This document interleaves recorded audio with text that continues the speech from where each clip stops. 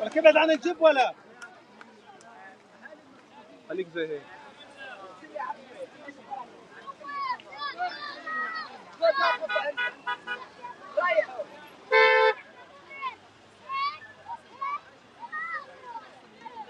ارجع لهيك.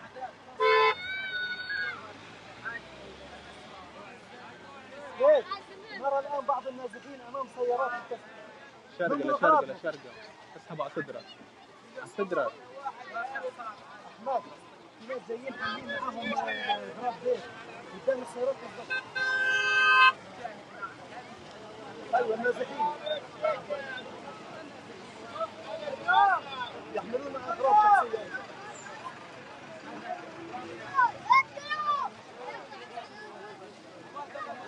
خليك ثابت.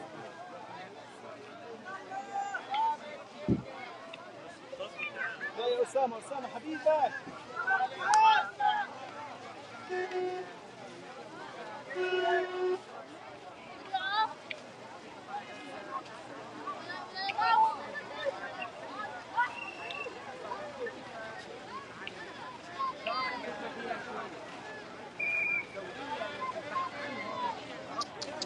طلعها لبر.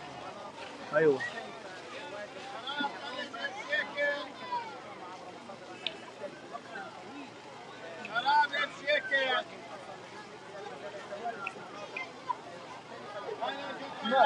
اجراءات تسليم على الناس، اجراءات تسليم ومضوا ورق حرامي بشيكل.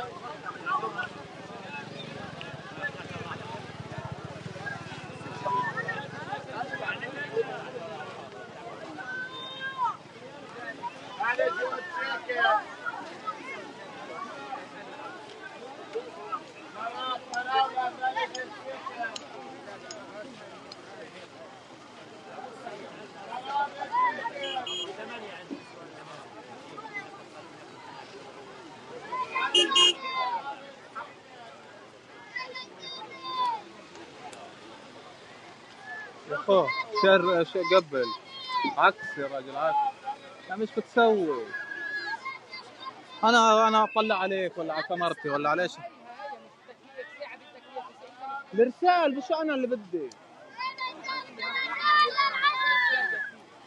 انت اللي بتقرر، انت اللي بتنزل معاك بيقولوا بيمين، بنزل معاك وين نضال؟ وين نضال؟ نضال نضال وين نضال؟ وين نضال؟ يدفع نضال.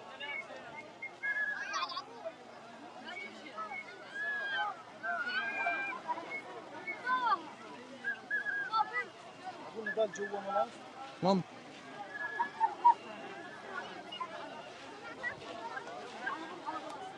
ابعد عن الجب يا احمد. احمد ابعد عن يا بنت. هي ابعد عن الجب يا حجه بالله.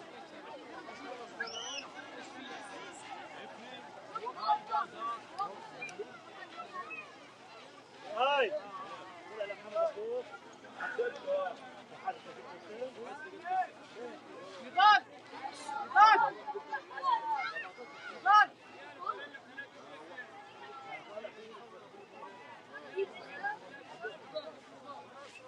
مايك معك. مايك معك.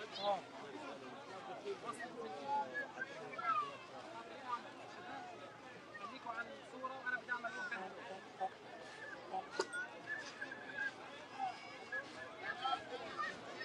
خذ يا أحمد. أحمد طلعوا لسه. تعال تعال تعال. خذ يا أحمد. أحمد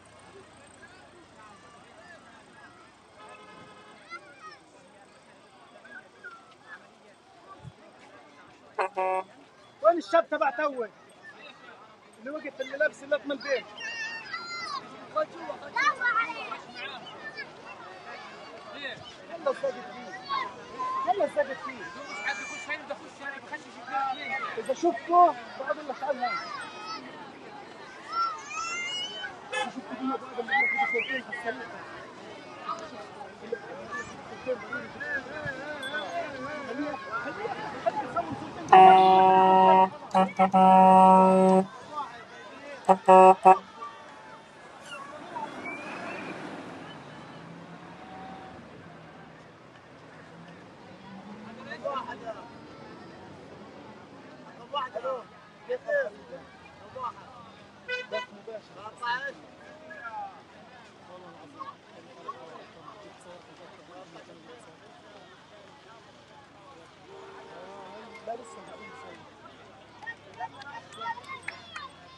شوية بدنا نطلب بس مش شغال شوية.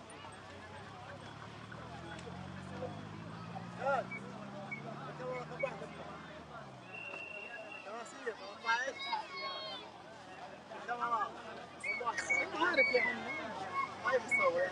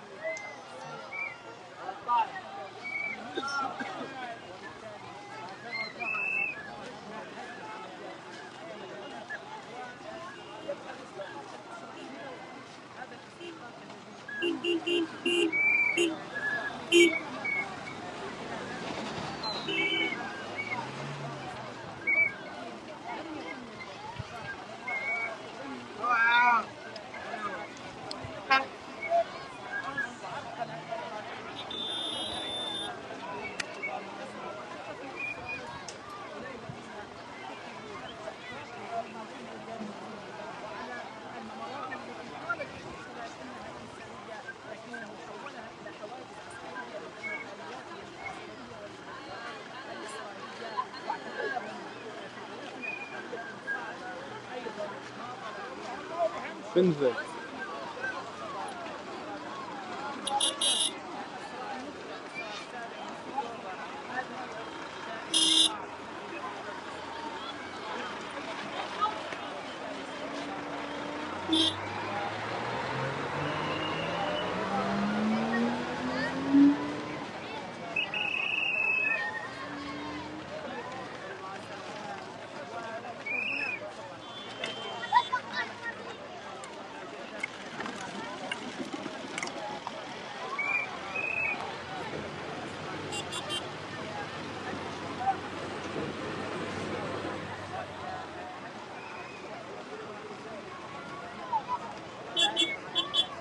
ليش يا سيدي؟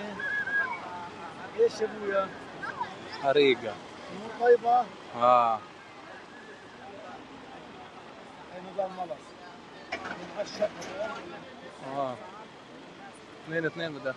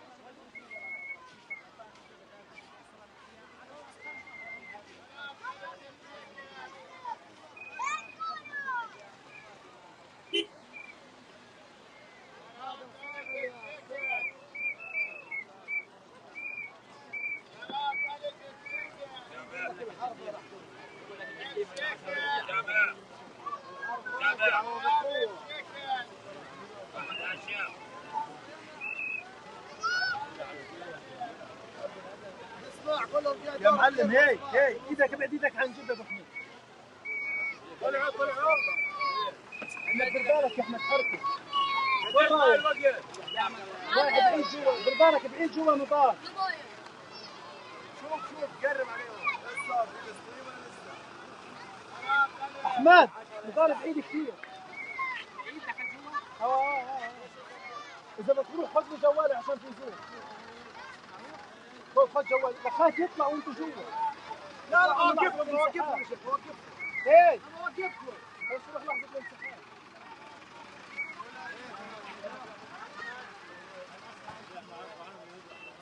قدم هاي قدم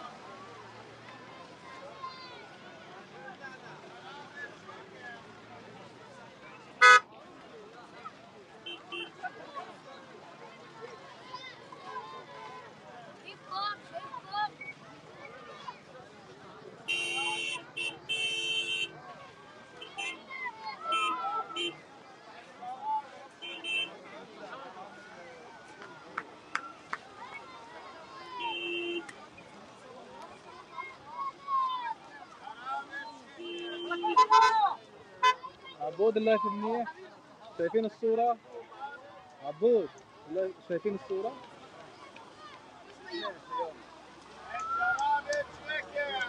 ايش بتقول؟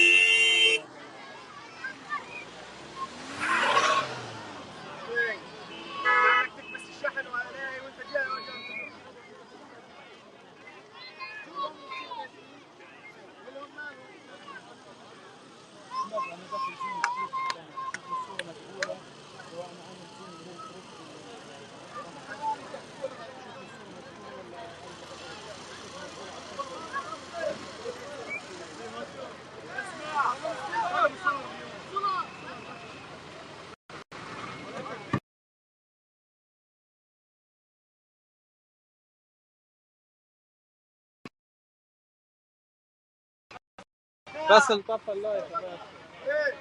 حرك يمين شمال.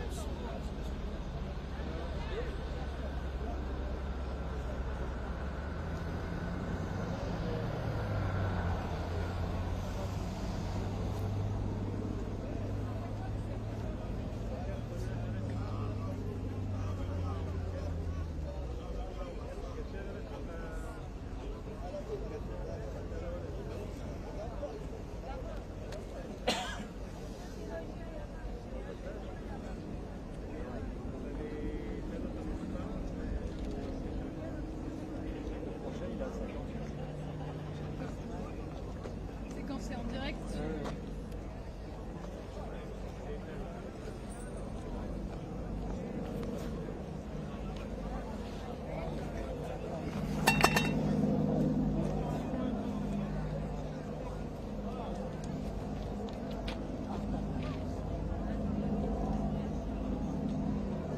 Ok, ça marche, ça marche.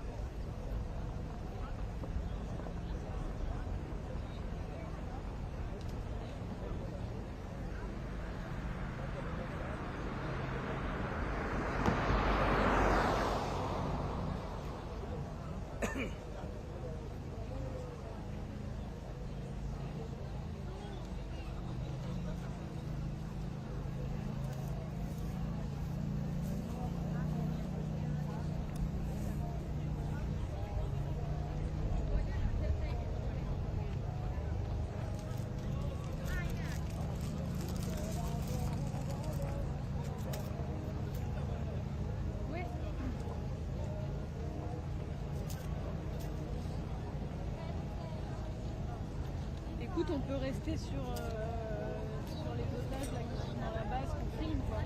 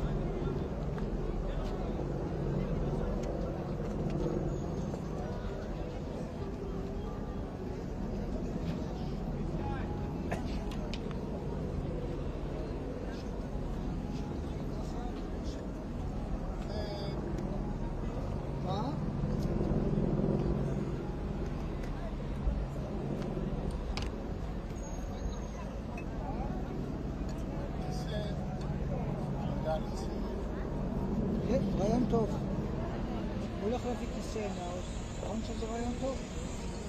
רעיון מצוין. אתה רוצה מים?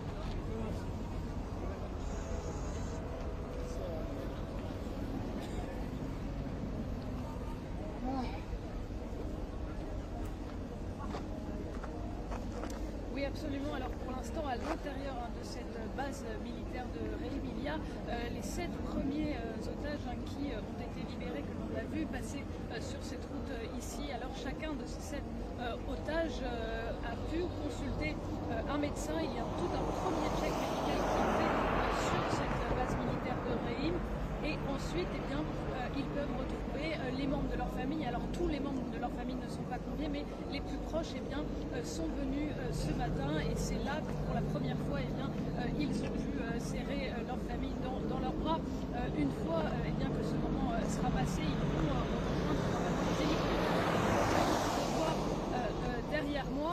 Et là, eh bien, on attend l'autre groupe des 13 otages qui devraient également arriver ici sur cette base de Reim pour suivre le même protocole. On sent dans la foule avec qui on a pu parler qu'il y a vraiment des inquiétudes sur l'état de santé de ces otages. Le premier groupe d'otages que l'on a compris, ce qui a été dit avant leur arrivée, eh bien, c'est qu'ils étaient tous en capacité de marcher seuls. Là, ce qu'on nous dit, c'est qu'ils sont tous en capacité d'être debout, ce qui n'est pas tout à fait la même chose. Donc c'est vrai qu'il y a beaucoup d'inquiétudes sur l'état de santé des otages qui vont arriver ici à la base de Reim d'ici environ une heure.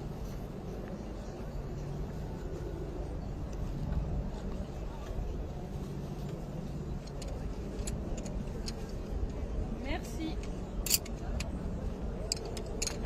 Pour l'instant, on n'a pas d'autres...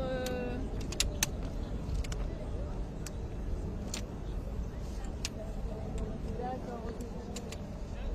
Ça marche pas, on coupe la vie. Merci beaucoup, Daria.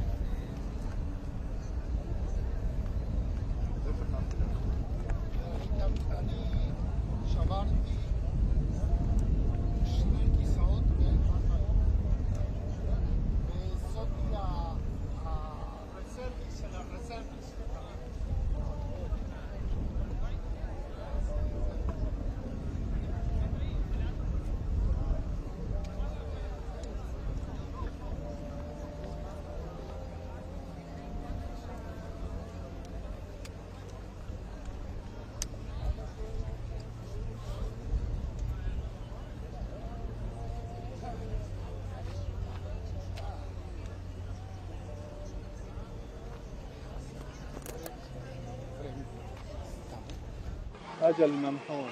أجل ممحون. أيوة الشمس.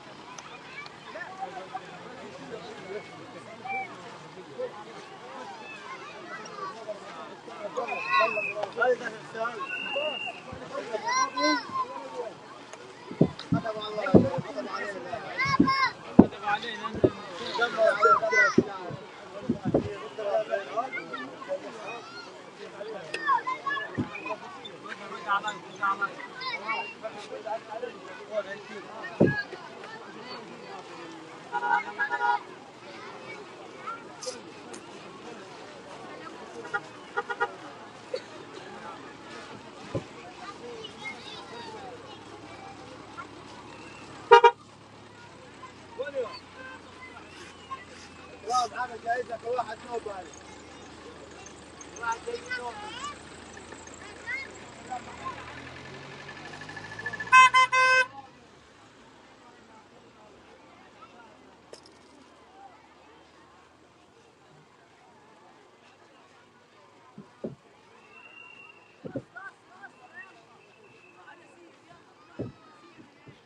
اثبت. هو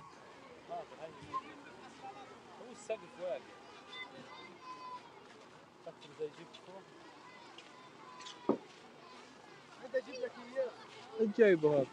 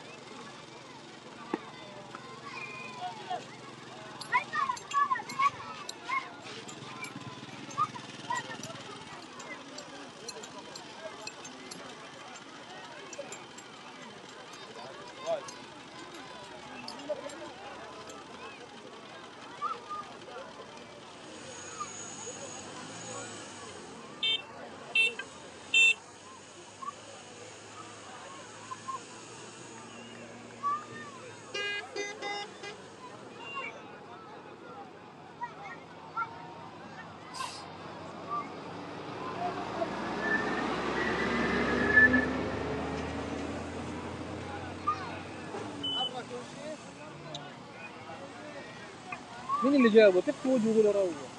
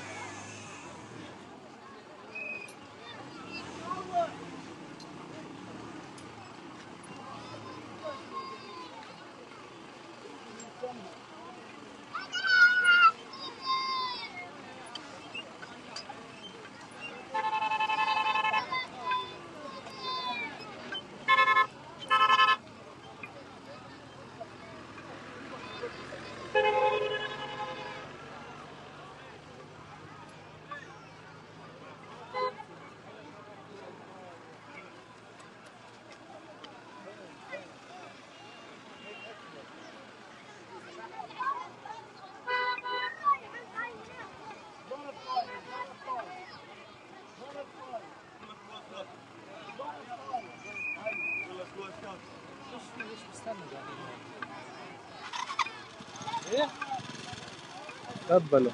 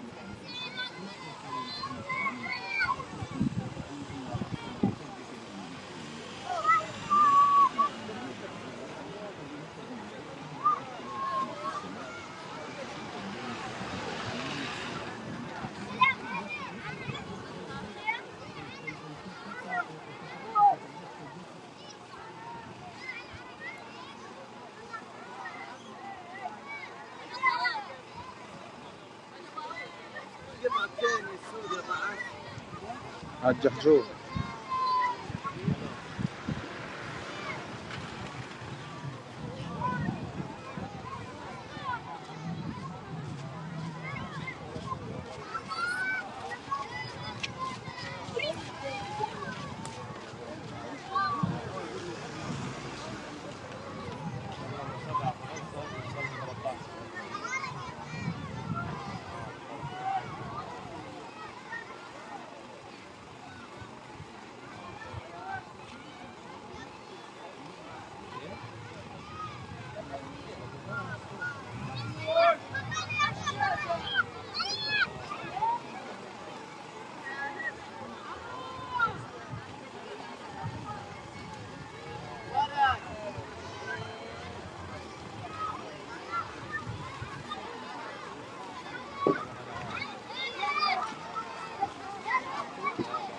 نزل النت يا بس.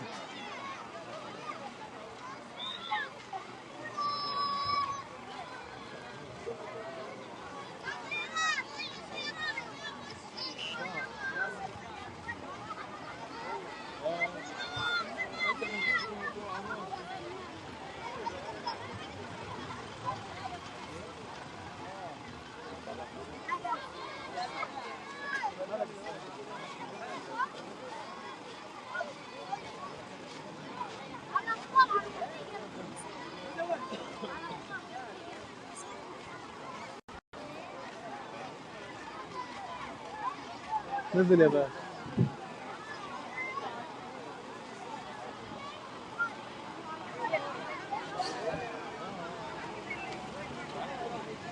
لورا.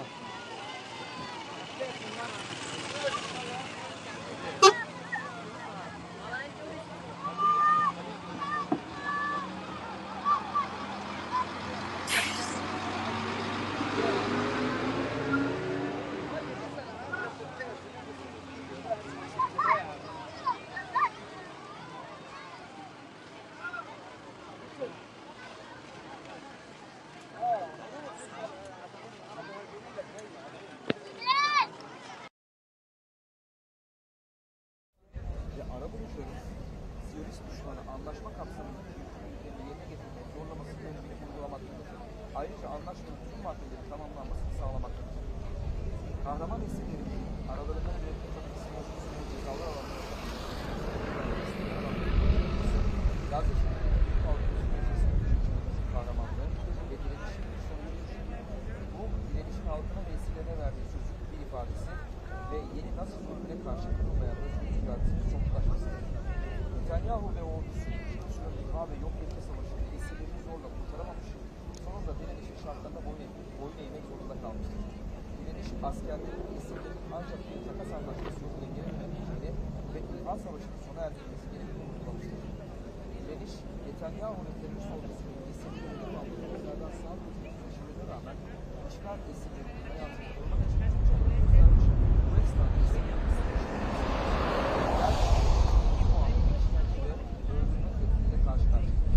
esirler meselesi halkın ulusal ölçekleri başında kalacak ve Filistin halkının yeni Nazi hapishanelerinin son esirinin kurtarılması ve işgali topraklarımızdan ve kutsal mekanlarından kaldırılmasıyla ancak düşünülmüyor. Kasım Tugay'ların da yaptığı bir açıklama var. Varılan anlaşma halkın direnişi ve direnişçilerin kararlarını yürütülmüş, işgalcinin buna uyması halinde varılan anlaşma ile ona bağlı zaman çizelgelerine bağlı kalacağımızı ilerliyoruz. Direniş her zaman son yılın savaşının kurtulmalarından göstermiş aylardan itibaren çaba sarf etmiştir. Ancak düşman, dar hesapları ve Nazi hükümetinin manşetli kontrol etmek için düşman, istihbarat ve sahip olduğu güç fazlasına rağmen askeri baskının esirliğini geri almak için başarısız oldu ve şimdi direnişin başından beri var bir takas anlaşmasıyla esirliğini geri alıyor. Gaz işgali esirliğinin çoğunu aylar önce canlı olarak geri alabilir. Ancak oyalamaya devam ediyor ve başarısız askeri baskının ötesinde ordusunun onlarca esiri öldürmesine gidecek. Özgür esirlerin Gazze ve direnişini sınırlıcıya zırhlımak için en değerli varlıkları sunma yıllar belirlemesini yaptığı davanın özgürlüğünü tamamen kazanırlar. Ulusal ölçekleri başına bırakmak söz. Bu şekilde söz konusu bu esirlemesiyle ilgili yeni açıklamasını şu anda Hamas ve Hasan Bey'den arasında olarak yazdığı açıklamayı yapılmasını yayınlar ve ekranlarda toparlamak gerekirse nasıl bir süreç yaşanacak tekrar bir toparlama yapalım, böyle bitirelim. Burada esirler aileleriyle görüştükten sonra, görüşmeden önce daha doğrusu sağlık kontrolleri yapılmıştı. Hamas zaten zaman zaman dünya kamuoyuna bazı esirlerin görüntülerini yayınlıyordu. Sağlık durumlarının iyi olduğuna dair, hayat durumlarına dair. Onların da yayınladığı gibi ilk sağlık kontrollerinde olağanüstü, ani, acil bir problemlerin olmadığı tespit edildi. Zaten özellikle İsrail medyasına yansıyan fotoğraflarına baktığımızda esirlerin şu anda hepsinin ayakta yürüyebiliyor, konuşabiliyor halde olduğunu görebiliyoruz. Bu açıdan da bundan sonra daha ayrıntılı bir tetkik çalışması yapılacak. Bunun için de hastaneye sevk işlemlerinin yapılması bekleniyor derim. Ancak tekrar bir ayrıntının altını çizelim. Şu anda 7 esir burada. Diğer 13'ü henüz gelmedi. Onlar tabii buraya mı getirecekler? diğer iki noktadan bir tanesini götürecekler. O henüz belli değil ancak ilk etapta ana buluşma noktası burası gibi görünüyor.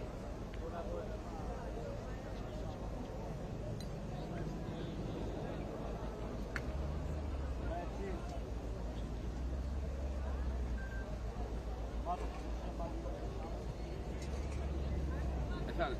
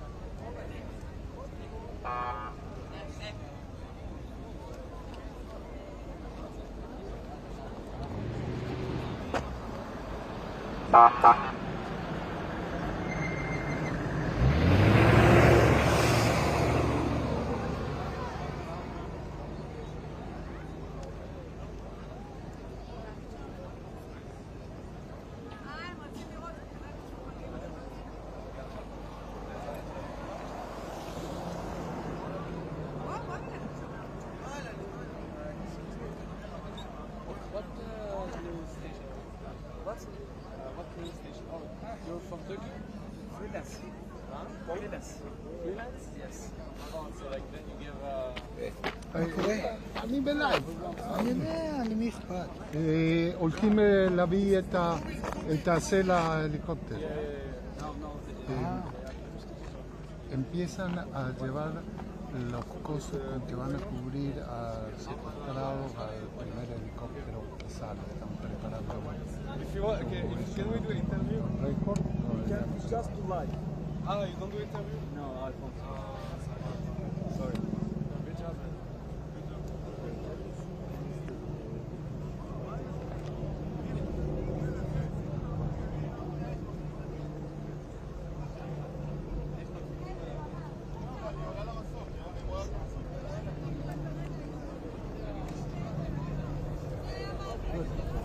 יש שם תחוזה משהו? עכשיו שואלים, לא יודע, אני רואה. איפה? אתה רואה הלבנים, הכוונה הזאת? כן.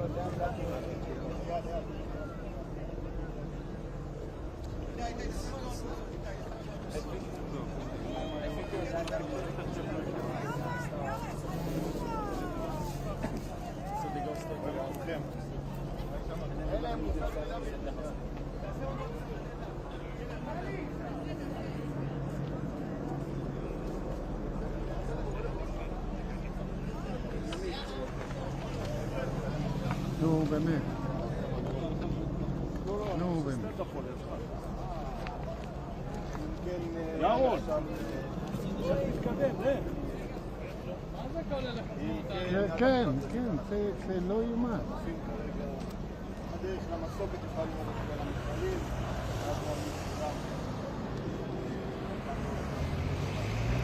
שם יש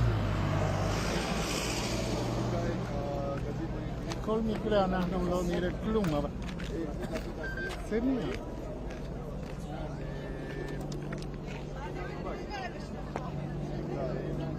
למה הטלפון בינתיים?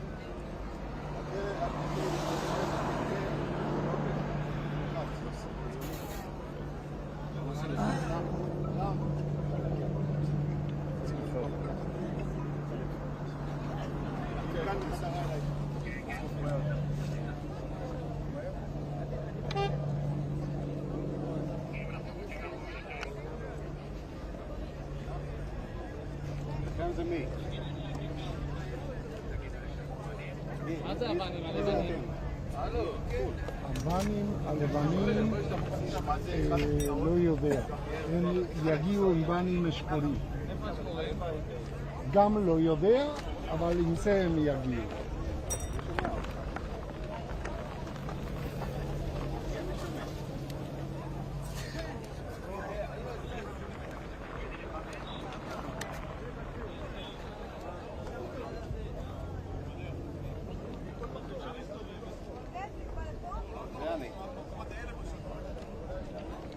אני לא מספיק טוב?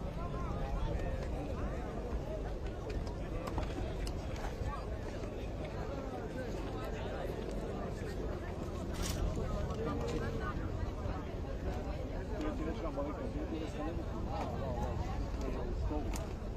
תקופת חול, אתה רואה? כמה מסוכים מקדימה. תעשה אפילו בהייספיד. אתה רואה איזה מטורף זה? נדיר.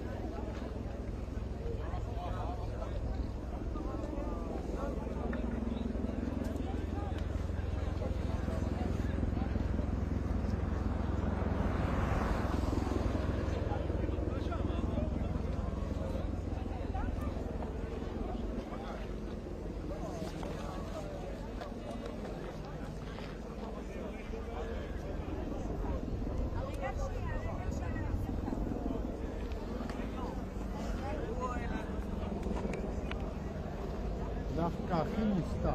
יש מצב לסגור אותי? יש מצב? הכי מוסתר, אני בלעד.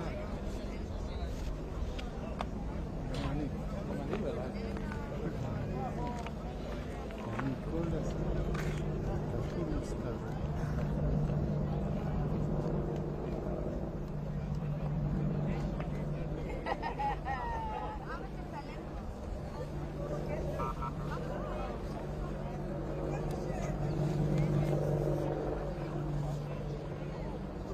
המושג מה קורה שם, שלומי? אני מסביר לך מה שהם עושים זה, עוד מעט תהיה רכבים שחורים כאלה לימודים, ואז ישימו פה שרפונים והם יבואו מאחורה.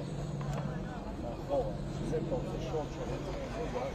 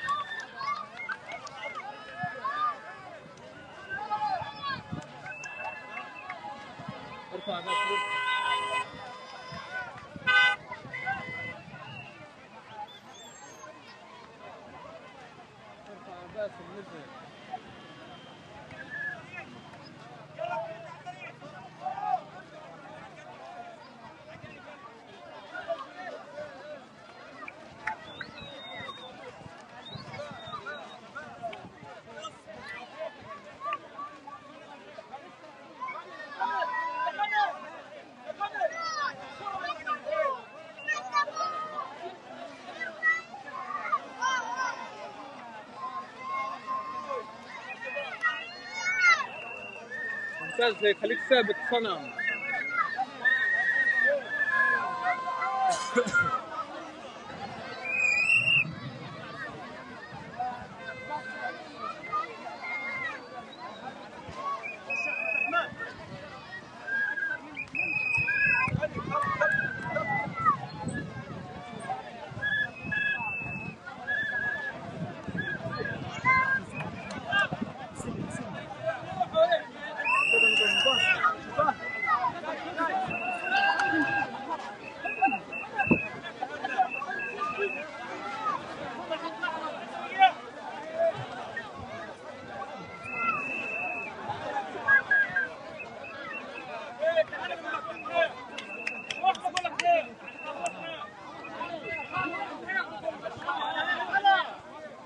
ممتازة بس خلينا هيك.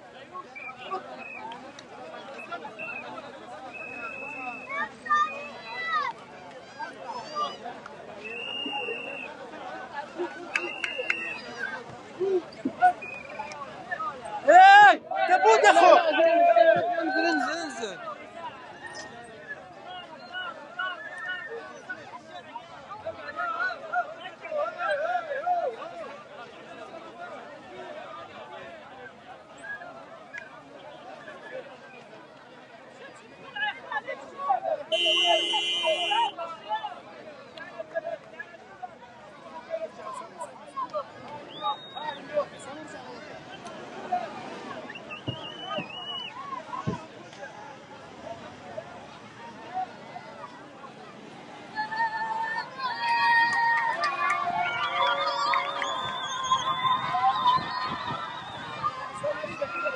ولا في اصلا جي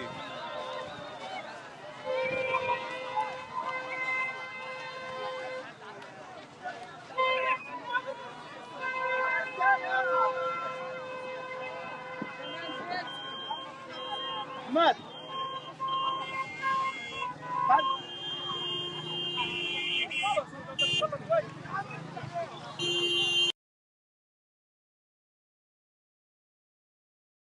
רוצה לשתות קפה, כי אין שם.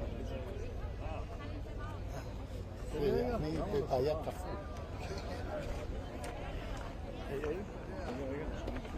זה אמרתי לך. הוא כבר ייכנס.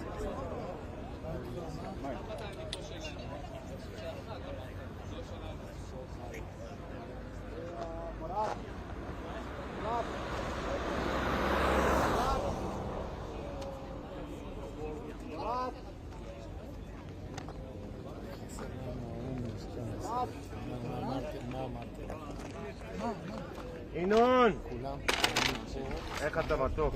ויצאו עובד קשה? ימינה עלינו. מאוד, אבל התגייסות יסוד. יעשה סטנדאפ תראו את 300. ויצא. 1-9.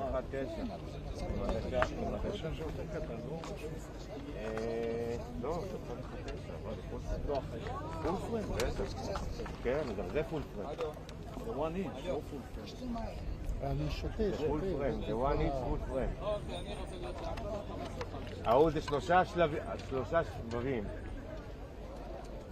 וכמה הוא עולה ה-300? הם רוצים כמעט $10,000. $10,000? כן. למה כזה יקר? בגלל העדשה. אנחנו בחי, אנחנו בחי. אני אכנס לראות. כנס ל-B&H 300.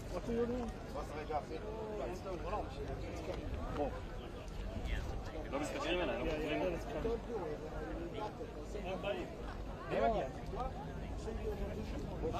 עדיין לא עברו לזה.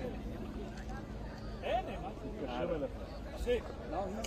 כן, הוא צודק. אחי, הם עדיין... לא, אני מדבר איתך על אלה, משחררים. לטוסיה, אני לא הבנתי. אני אתחיל ואז נלך אוף קאמרה. ואני אראה את זה. השחור, הבן שחור. תגיד להם אבל, תגיד להם שיחתכו לי. מה אתה רואה? אני רואה סרט מה אתה רואה? לא, למה? אתה מצלם חיות? אז תסביר להם בקונטרול שיבגני שמאלנו. אתה מדבר חבר'ה, יבגני ממש לידינו. השתמשו בשוט שלו, כאילו, בדיווח שלו.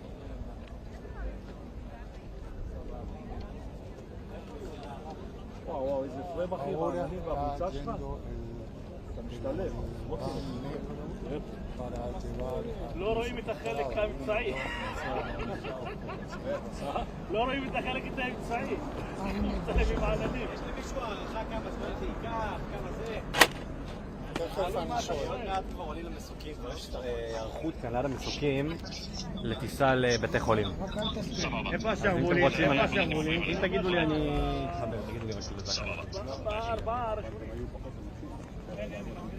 רוצה לחבר אותי יהודה? שנייה? יהודה. רגע. מה הסיסמה שלך? אני 2645. 2647. 47. כל הזמן טלפון?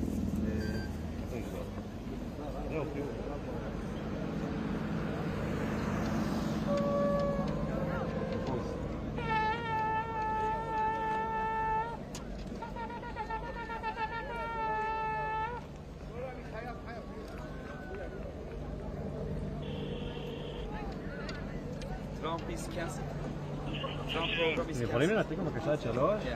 After that going to... יש אוכל בדרך. Yes, now live. רק שלא יהיה חמוצים. Gas station. Can you wait the helicopter, please? A little bit more. When helicopter take off and then go, okay? ניתן voice over. שימותי את voice over? voice over, כן, קיבלתי. רגע, ברחתי. אני גם עונה לטלפון שנייה, מחילה.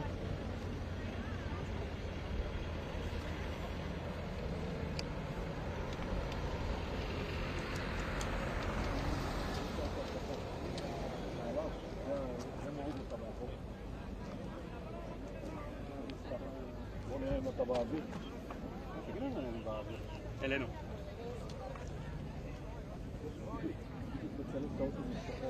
Well, would it be the second hostages group? Would it be the second hostages group? Minibus?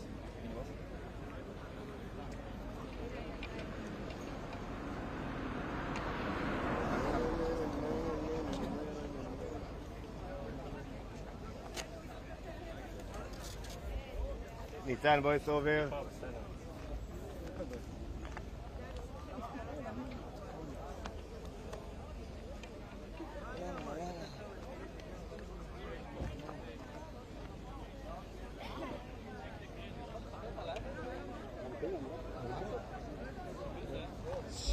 שלא.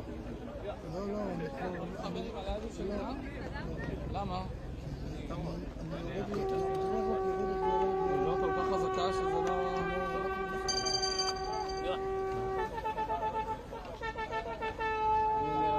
כן, ואני לא יודע אם אתם מצליחים לשמוע גם את קול השופר שנמצא כאן לא רחוק, ברגע שרואים את הוואנים מתקרבים כאן למסכים, קול שופר, התרועה, דגלים והסינות, מנסים אולי להראות אפילו קצת לשבים הביתה שיש עם שלם מאחוריהם. תראי, יש לנו פה שני לוזים במקביל, אז ראשית, חלק מהשבים ארצה כבר מתארגנים לצאת, ניתן לראות גם את הוואנים, אותם מיניבוסים שיקחו אותם אל המסוקים ומשם לבתי החולים במרכז הארץ. אחרים צריכים עוד רגע, יש כאלו שעדיין אפילו מתקלחים, אוכלים ארוחה ראשונה, ובמקביל יש לנו גם את תהליך המסירה שכבר הסתיים ועובר כרגע לידי כוח צה"ל מהצלב האדום של 15 מדרום הרצועה מאזור ח'אן יונס. הם צפויים להגיע בעוד מספר דקות לחבירה עם כוח צה"ל, ומשם גם הם יוגדרו קודם כל מכניסים אותם שהוא לא ירגיש כל העברה ההערכה הראשונית היא שמצבם תקין, כמובן לפי מידע שהתקבל על ידי הצלב האדום, מחכה לאימות של כוח צבאי כדי להגיד באמת יש כאן סיום של תקופה. ואם יורשה לי עוד מילה, בשנת 2014 לא היה יום אחד שישראל לא ניהלה או לא הוגבלה בעקבות משא ומתן על חטופים חיים שהוחזקו בשבי חמאס ברצועת עזה. 3 מבצעים, תמרון גדול של שנתיים שהושפע מאוד ממצאותם של חטופים, וצריך גם להגיד לגורמי המודיעין שסיימו כאן עכשיו תמרון של שנתיים והצליחו להוציא את מי שהצליחו להוציא, ברוב המקרים, בחלק מהמקרים זה גם לא עבד, מי שהצליחו להוציא בחיים, ויש כאן הצלחה לא פחות גדולה ורגעים היסטוריים על תקופה אדירה שבאה לסיומה, והלוואי של אותו להמשיך את הליך שלהם השונים ברחבי הארץ.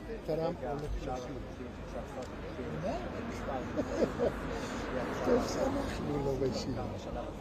לכוח צה"ל בתוך שטח הרצועה, תמונת המצב, נכון לעכשיו מכאן. כן. כן, אומרים שהם רואים את המסים. Te cuento que Trump va a Washington, así que prepárate.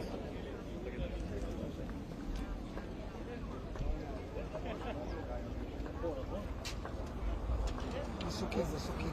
הוא פשוט, היה פעם אחד שהלך, אבל הוא הלך להליקופטר הכי רחוק, אז לא כל כך רואים אותו. Алло. אין בעיה, הליקופטר. Алло. Встанем.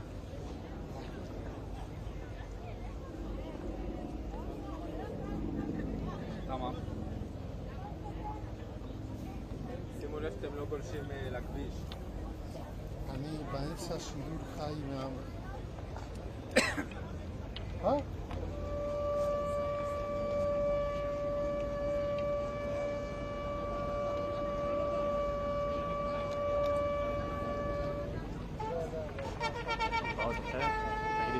תשאר אם צריך אותי, בסדר? תשאר אם צריך אותי. איפה אתה עם ה-IP עליך? אז תקח את האוזניות. בטלפון. לי.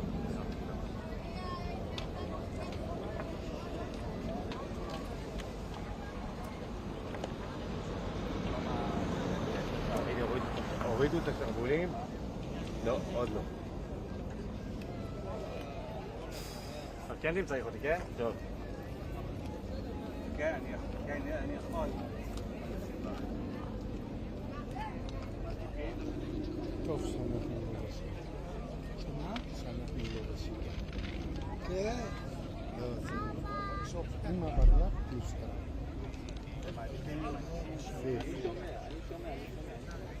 אז... לא, לא. 10. איפה? אני לא רואה את זה. אתה רואה את זה מניאק? לא.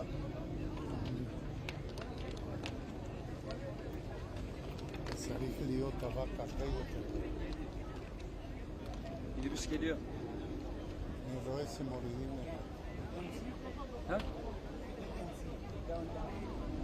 Leona Talol. אני לא...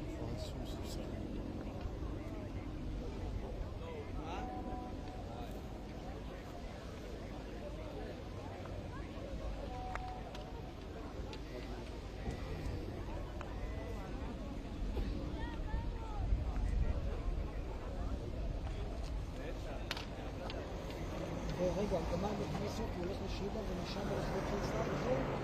כנראה.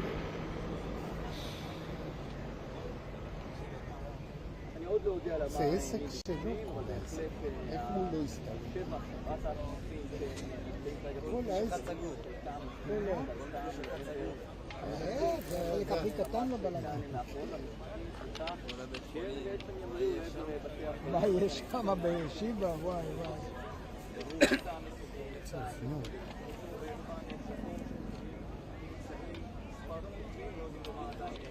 הוא לא הניח. אף אחד לא הניח. חשבתי אבל שהם יגיעו לשם עם הסבנות הצבעוניות, כמו שהם הגיעו לפה. כן, לא, עם השחורות האלה. Bastano anunciando en la televisión. El tipo que aparentemente llegó a la Knesecie, preguntó dónde está Nico, le dijeron está en Shiva, así que va para donde quiera. לאיזה, אתם לישראל? לכל העולם. לא אתה, כל הטלוויזיות בעולם מנויים. כן,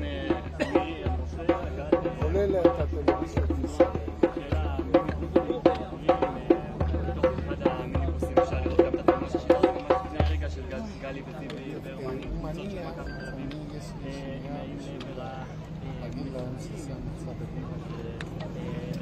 יחסה ויגן וישמור גם על משלם, אבל למעשה הם מתחילים כאן עכשיו את השיקום ויש כאן כמה שלבים שהם יצטרכו לעבור בדרך עד סיום הערכה הרפואית שלהם, שזה יקרה כמובן בבתי החולים, אבל המידע הראשון שהועבר גם נקבע כמה מהר הם יחשפו לכל בני המשפחה וכמה מהר ייתנו להם את כל נקרא לזה, את הפתיחות המלאה לשיקום. וכאן יש גם תוך כדי, מנסים לתפוס אותם ברגעים קטנים, בתוך חדרים, במתחם ברעים, כדי לשאול אותם 2-3 שאלות. בשחרורים הקודמים, כשעוד היו חטופים חיים בשבי, אז אלו היו רגעים קריטיים כדי לדעת האם יש מודיעין חי שאפשר לנצל. והיום אנחנו יכולים להגיד שמתוך השיחות הקטנות האלו, הרבה פרטי מידע סייע במעקב מודיעיני אותם חטופים שכבר שבים ארצה וכבר לא נמצאים בידי שבי חמאס, וזה רק קצה הקרחון לעומת פרטי המידע שעוד נוכל לפרסם ולחשוף אחרי שכולם יהיו בארץ בתקופה הקרובה.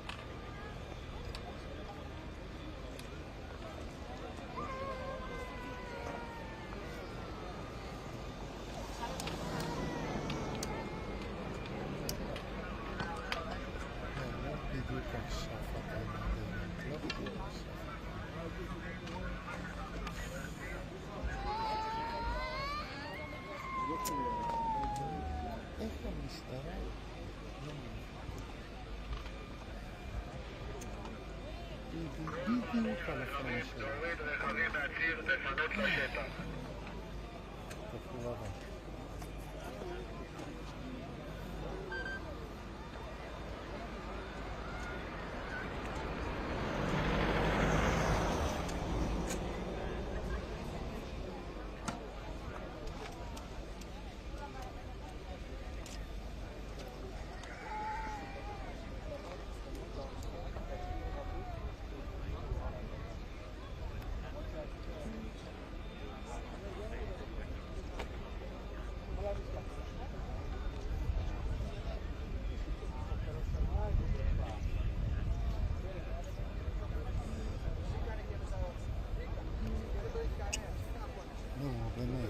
יש עוד רכב של...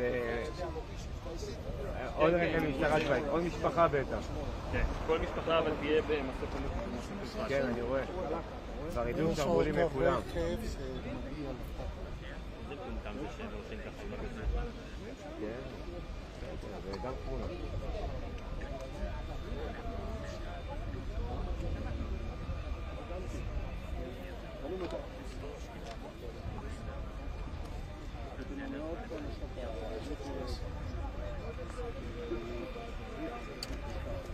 צריך את זה, אתה צריך את המחזיק הזה. אז שרפים אותה מאוד יפה עם הגוף על המצלמה. לא, באופן כללי אני שואל, לא דווקא עם העדשה. ינון.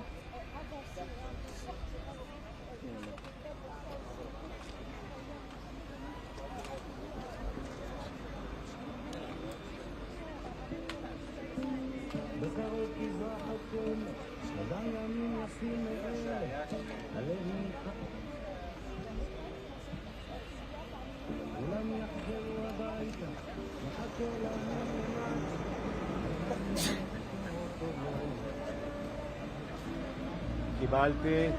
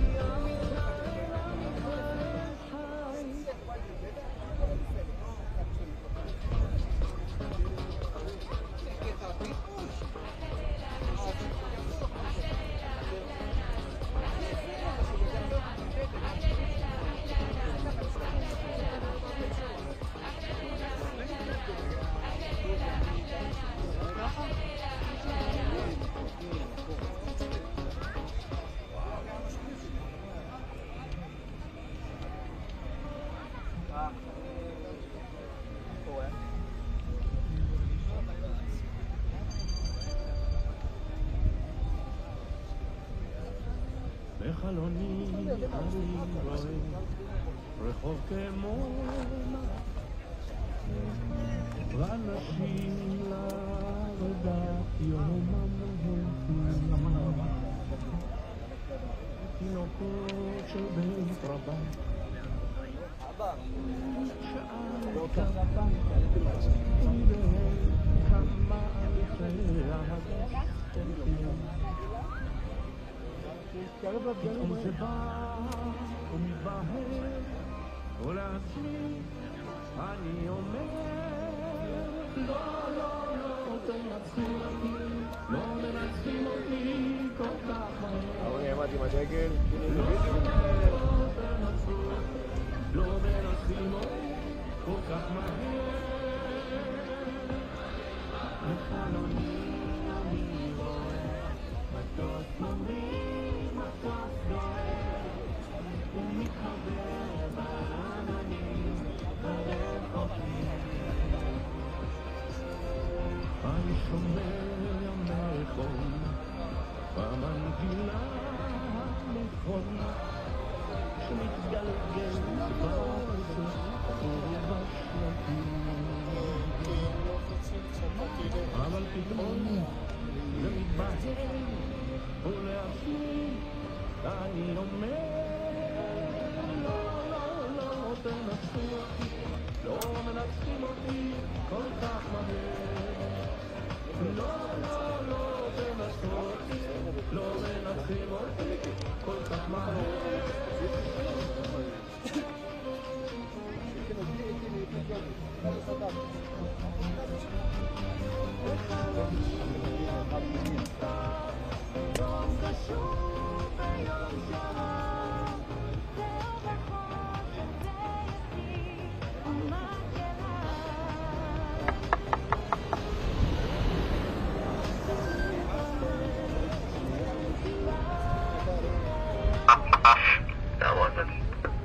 לא חבל עליך?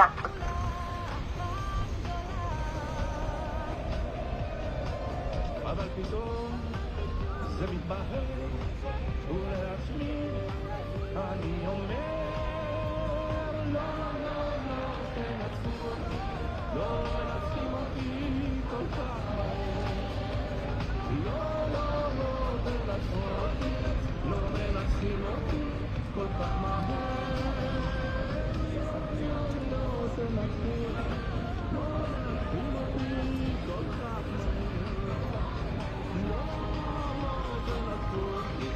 לא מנצחים אותי כל כך מהר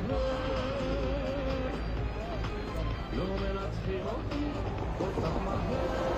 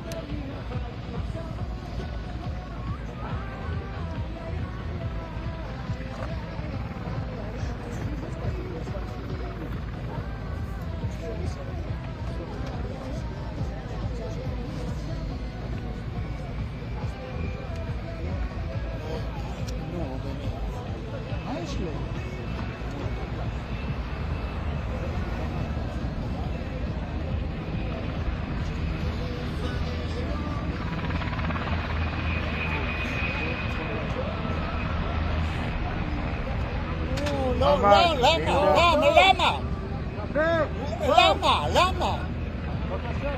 רגע, יש מסוק אחד שממריא, תכף ממריא.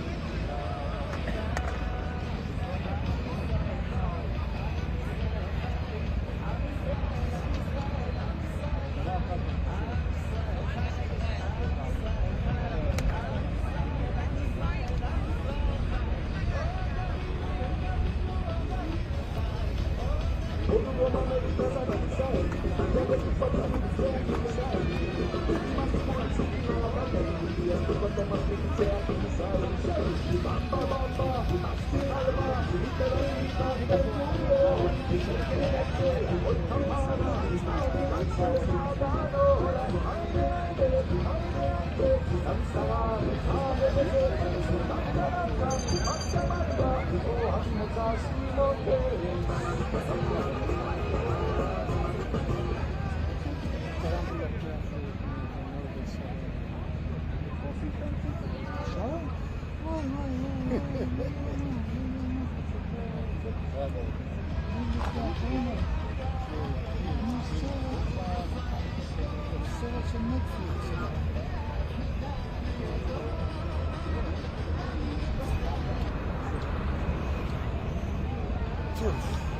לוקח איתה לא יודע את זה.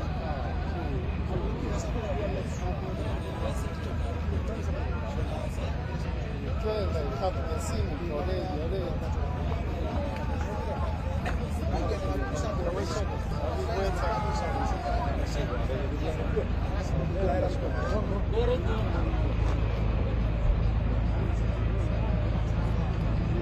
Hamas'ın serbest bıraktığı esirler arasındaki ilk grup saat 12 sularında buradaki askeri noktadan helikopterle hastaneye sevk edildi. קיבלתי.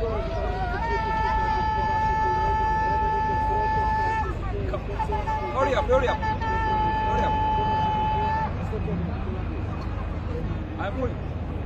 Hamas'ın serbest bıraktığı esirler arasındaki ilk grup saat 12 sularında buradaki askeri noktadan helikopterle hastaneye sevk edildi.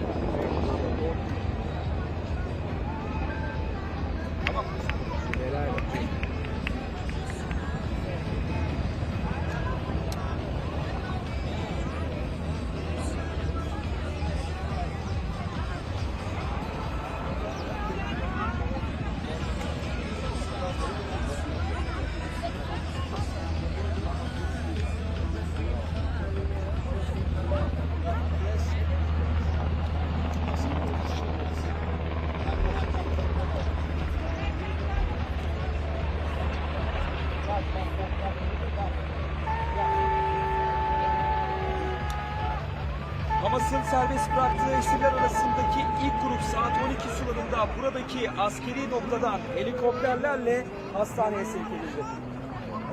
זה השני.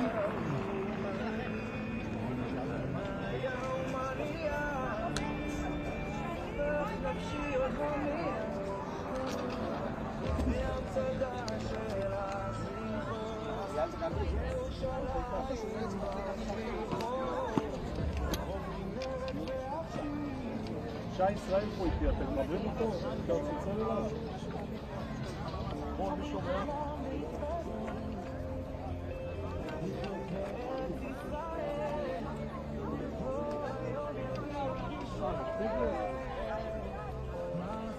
מוחמד.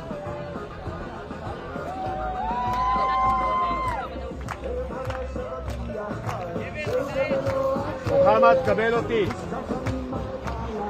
מוחמד.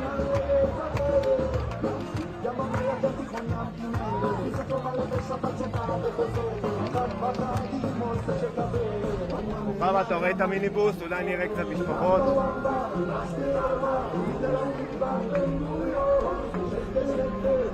קואורדינציה 3, מוחמד, יהודה. מוחמד, יהודה, קואורדינציה 3, הנה אני רואה משפחות יורדות. אתה רואה משהו? מוחמד מיהודה.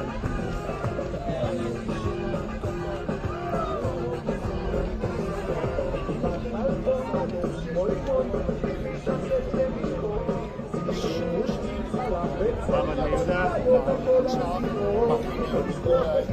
מוחמד שומע?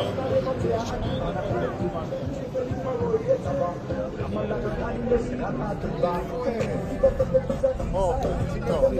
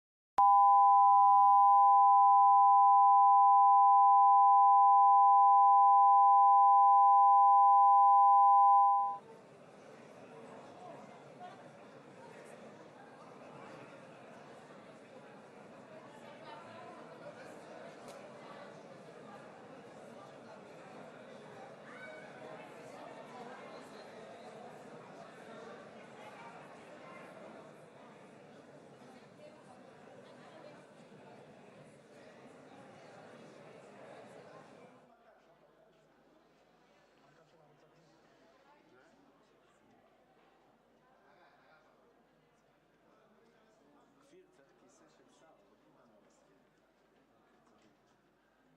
איפה? רק אותנו, מה מסכים? לא ראיתי את זה. אתה יודע שהם יכולים להחליט ביניהם. סתם כאילו, אתה יודע. כן, אני לא יודע, אבל... סתם, לפעמים אני רוצה להיכנס וכמו הייתי הולך מחליף. מה המספר של מה הייתה מבין מעיף עכשיו 1,000 חלפה? למה פה?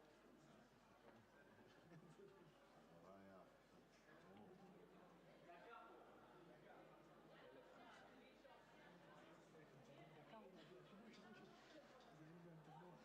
לא, דקה הוא מגיע, כל המעמדים לילה כאילו, רוצים לעשות את הסרט. זה מה? אני אמרתי לסרט, בסוף סדרה.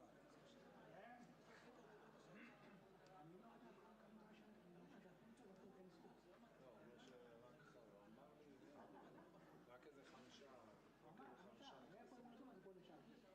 אולי יציאים. כבר עכשיו מתיישבים ביציאים. עכשיו מתיישבים ביציאים.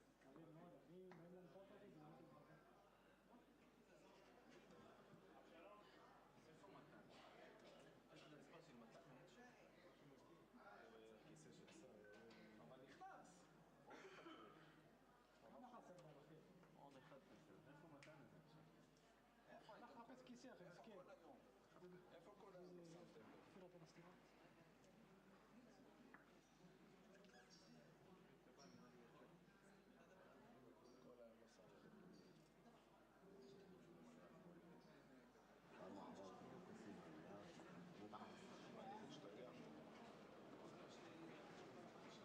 איפה? הוא אמר הוא דקה פה. יש לך טלפון של מתן? לא. איזה לחוץ הוא. וואי, זה אמרו לנו, הוא רואה שאני מתקשר, הוא אומר לי, למה אתה לא דואג לי? אבל אתמול ישב כל היום, לא בא את הכיסא? כן, זה אתה האמת לא בדקנו, הוא את זה. לא, הוא כמו החסר, אבל איך חסרים כסר? אני לא מבין איך כסר חסר. כי בדרך כלל לפעמים אנחנו מוציאים, כי לא כולם באים, לא כולם עזו שם. אין מה הוא.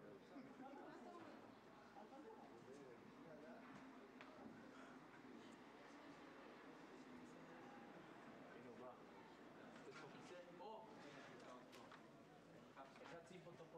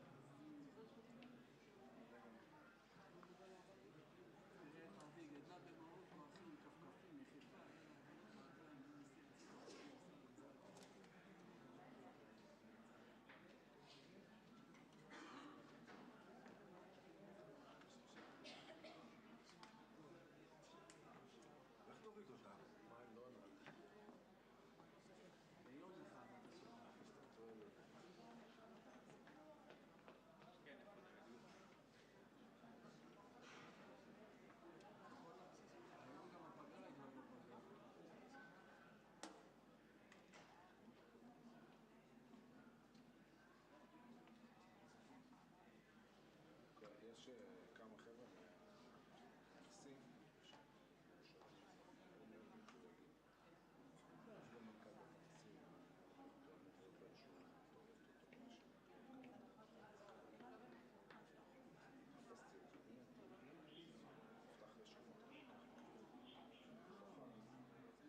בתוך הוואטסאפ איזשהו קבוע, צריך לחפש.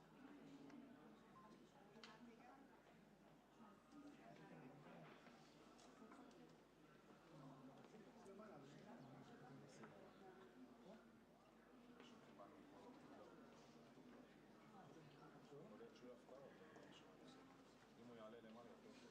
כן, מה זה כאילו... לא מצא שם, לא התחיל. כולם כאילו כותבים של בנה,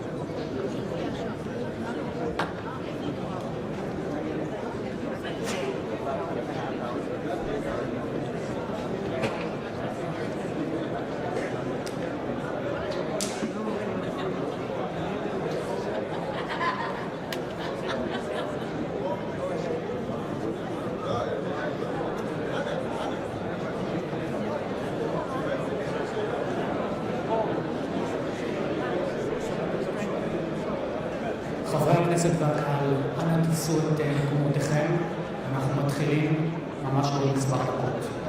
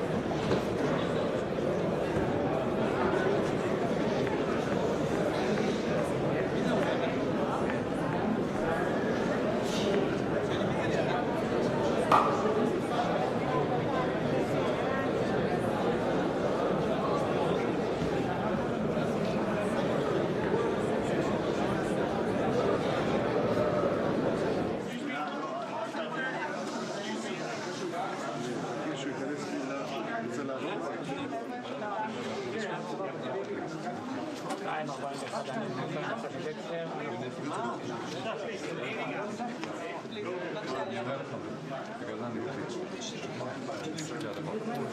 sure they have way. Make sure they have a way. Make sure they have a way. They're coming. Six sides. We are now entering the plenary, Mr. President.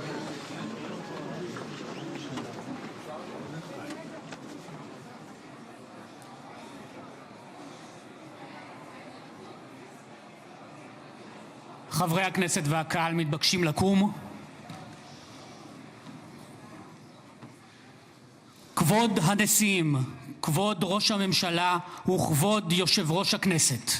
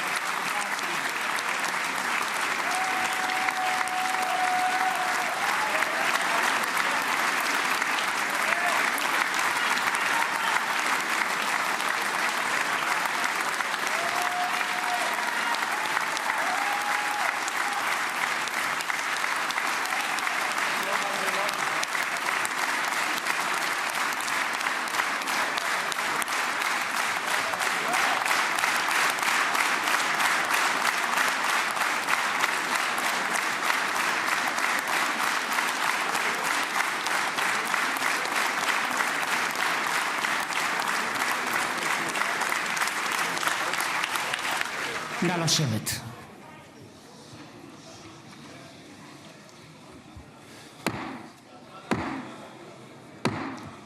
חברות וחברי הכנסת, היום יום שני, כ"א בתשרי התשפ"ו, 13 באוקטובר 2025, ואני מתכבד לפתוח את הישיבה המיוחדת של הכנסת לכבוד נשיא ארצות הברית של אמריקה, מר דונלד ג'יי טראמפ.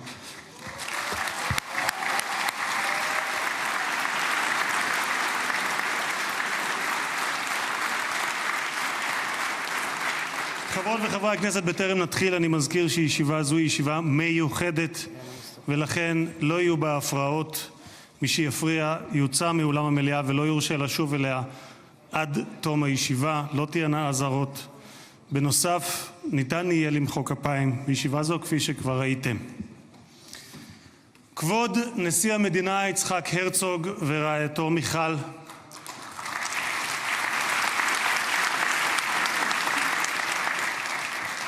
כבוד ראש הממשלה בנימין נתניהו ורעייתו שרה,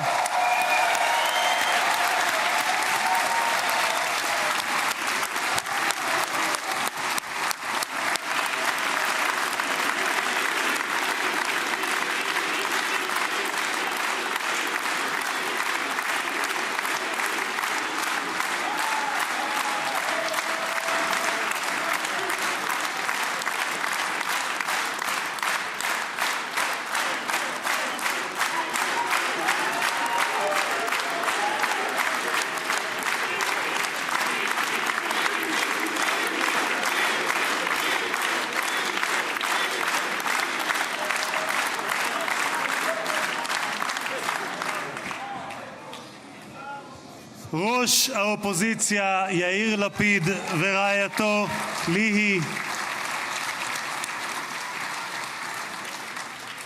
שרים וחברי הכנסת, special recognition to Minister Ron Dermer, who led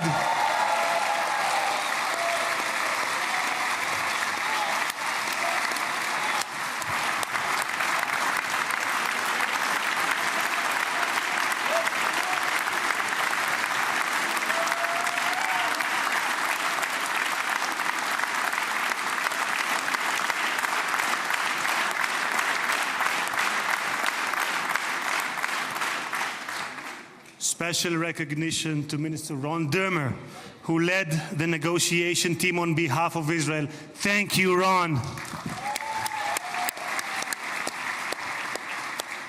Secretary of State Marco Rubio,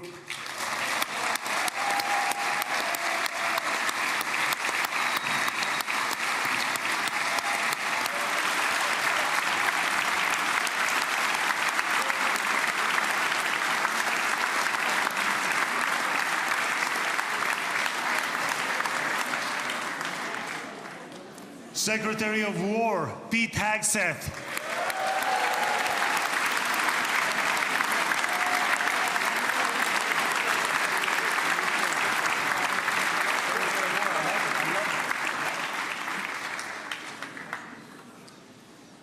Chairman of the Joint Chiefs of Staff General Dan Kane,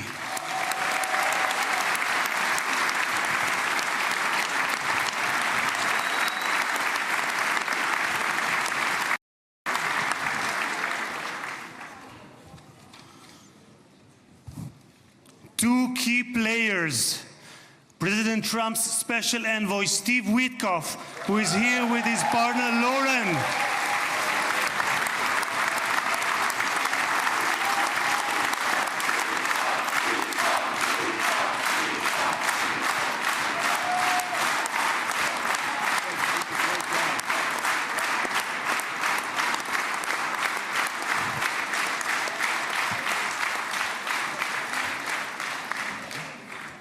and Jared Kushner, who is here with his wife Ivanka.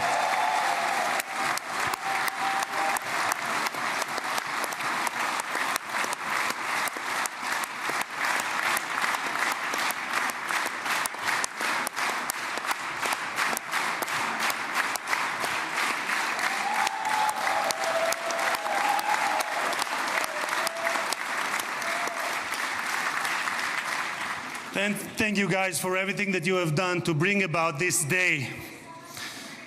Ambassador of the United States to Israel, my dear friend and my absolute favorite rock star, Mike Huckabee.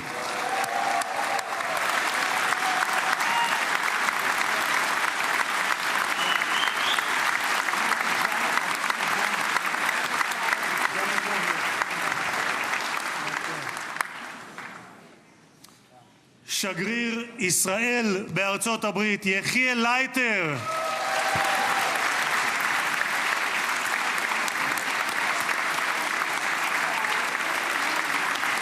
תודה. שגרירים וראשי משלחות זרות, ראש עיריית ירושלים, משה ליאון ורעייתו סתווית, סגל א' של המדינה, ראשי גופי הביטחון, אלה שנמצאים איתנו ואלה שבשטח, הרמטכ"ל רב אלוף אייל זמיר,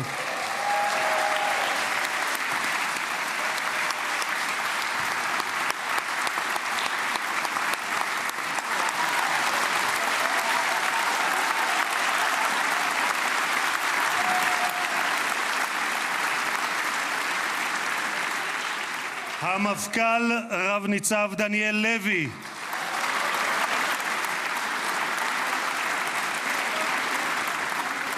נציב שירות בתי הסוהר רב גונדר קובי יעקבי,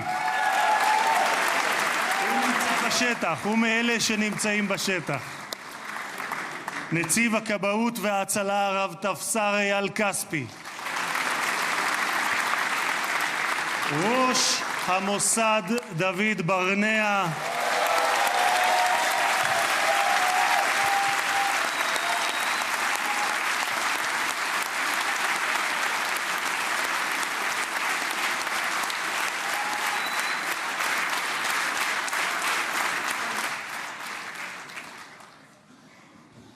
ראש שירות הביטחון הכללי, האלוף במילואים דוד זיני, בהצלחה.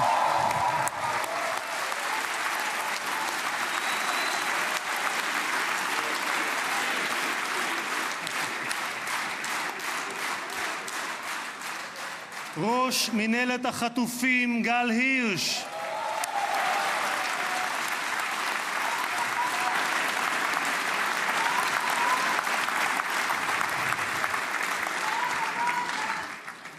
ראשי ערים וראשי רשויות מקומיות, מנכ"ל הכנסת שהרים ב3 ימים ביקור שדרושים לו 3 חודשים לפחות, משה צ'יקו אדרי,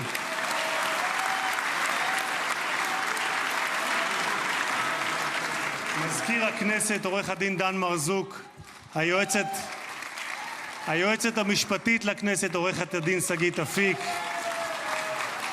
קצין הכנסת ניצב יובל חן, חברי הנהלת הכנסת, משפחות חטופים, משפחות שכולות,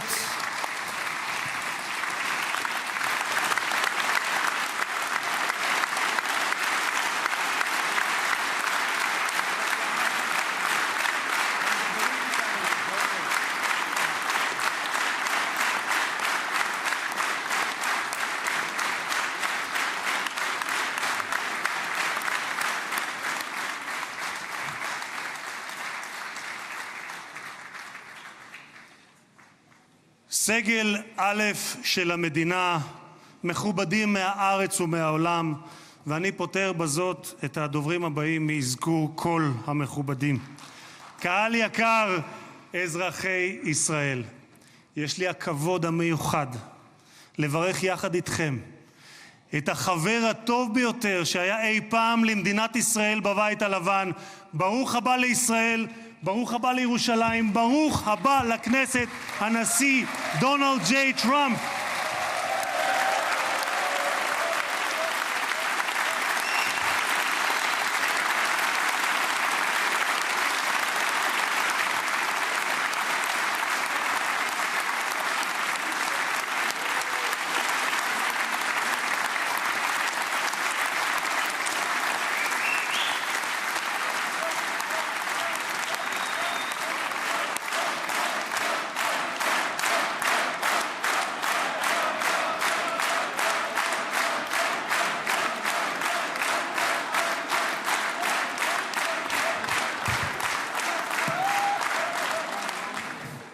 אדוני הנשיא, אני מבקש להודות לך על שהענקת לכנסת את הזכות והכבוד להיות הפרלמנט הראשון מחוץ לארצות הברית שאתה מבקר בו בכהונתך הנוכחית.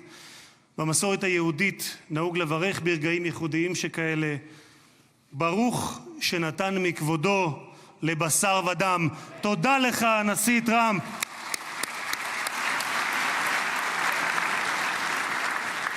כבוד הנשיא, לפני 2000 שנה הוגלינו בכוח הזרוע מנחלת אבותינו, אבל בכל התפוצות בהן חיינו, מעולם לא שכחנו את ירושלים, הלב הפועם של העם היהודי מאז נוסדה כבירתו לפני 3,000 שנה, ואליה התפללנו שנה אחר שנה אחר שנה.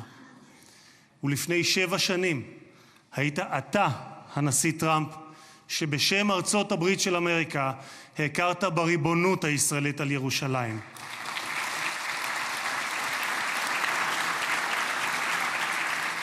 אתה מימשת הבטחה שנשיאים רבים לפניך הבטיחו, אבל רק אתה קיימת. העברת את השגרירות האמריקאית לירושלים השלמה והמאוחדת. תודה לך, הנשיא טראמפ.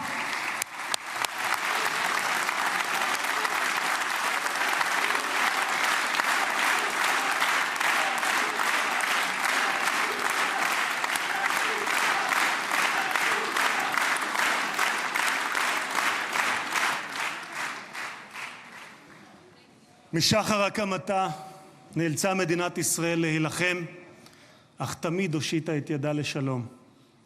לפני 5 שנים הובלת יחד עם ראש הממשלה נתניהו את הסכמי אברהם. זכיתי, כן, מגיע. זכיתי לכהן בממשלה שחתמה עליהם, ולימים הם היו בעלי משמעות רבה עבורי גם ברמה האישית, משום שלפני 2.5 זכיתי להיות יושב ראש הכנסת הראשון המקבל הזמנה רשמית לבקר בפרלמנט של מדינה ערבית, וזו הייתה המדינה שבה שני הוריי שנמצאים כאן איתנו נולדו וגדלו, מרוקו.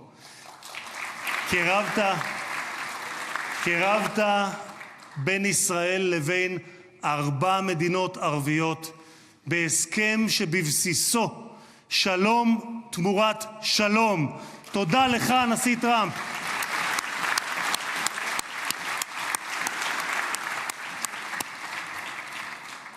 הרבה לפני כהונתך הראשונה, כבר ב-2011, זיהית את הסכנה שבאיראן גרעינית וכתבת, ואני אומר זאת בשפת המקור ברשותכם.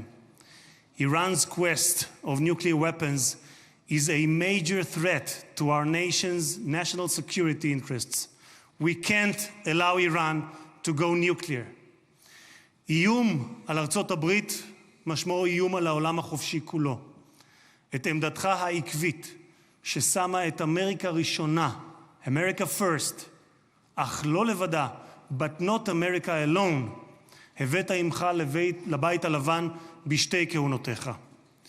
לפני 4 חודשים, לאחר שראש הממשלה נתניהו פתח במבצע עם כלביא, הורית על המבצע פטיש חצות, Midnight Hammer, פעולה אמיצה שלא הייתה כמותה עד שאתה הגעת.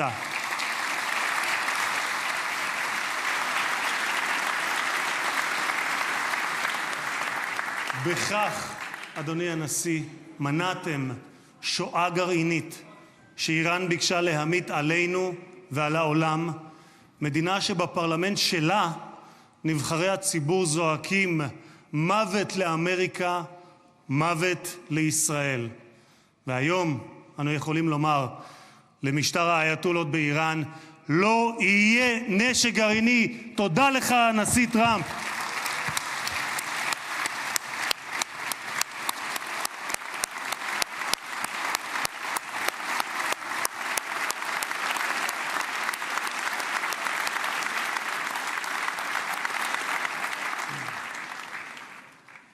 כבוד הנשיא, היום העם היהודי מציין את סיום חג הסוכות, ומחר נציין את שמחת תורה. בשמחת תורה לפני 2 לא שמחנו. היה זה היום הקשה ביותר שחוותה מדינת ישראל משחר הקמתה, והעם היהודי מאז השואה. עשרות פעמים הגעתי יחד עם מנהיגים זרים למקום הטבח, עם רבים מהם ישבתי לצפות בתיעוד המצולם של הזוועות שאני יודע שגם אתה ראית. שבועות ספורים לאחר 7 באוקטובר ליוויתי את ג'רד ואיוונקה שהגיעו לכאן לאזורים הקשים ביותר. ראינו את מה שקיווינו, היינו קיבוץ כפר עזה ברעים, וראינו את מה שקיווינו שלא יחזור עוד בתולדות האנושות. מראות של פוגרומים, ילדים, נשים, קשישים, גברים, חיים שלווים שהיו ואינם עוד. השטן לא רק רצח, טבח, אנס ושרף רבים מאחינו ואחיותינו, הוא גם חטף אותם, מתים וחיים. מאז בני ישראל נלחמו את המלחמה הקשה, הארוכה וגם הצודקת בתולדותיהם. הפצע הזה של אחינו החטופים בשבי נותר פתוח ושותת דם מאז 7 באוקטובר, כאשר כל עם ישראל כאב את כאב החטופים ובני משפחותיהם, התלויים בין תקווה לייאוש, בין חיים למוות, עד הבוקר הזה. במשך 2, במקום בו יושבים האורחים ביציע שמולנו, כבוד הנשיא, השקיפו מעלינו תמונות החטופים. הבוקר, לקראת האירוע ההיסטורי הזה, זכינו להוריד את התמונות עם חזרתם של החטופים למשפחותיהם. אני אעשה משהו ספונטני, אדוני הנשיא. את סיכת החטופים הזאת, בצבעי כחול לבן, קיבלתי מצביקה מור, אבא של איתן מור. אני מתכבד להוריד אותה, כי לפני רגע דיברתי עם צביקה, איתן כבר בידיהם, והם חוגגים את האיחוד הזה. תודה לך, הנשיא טראמפ.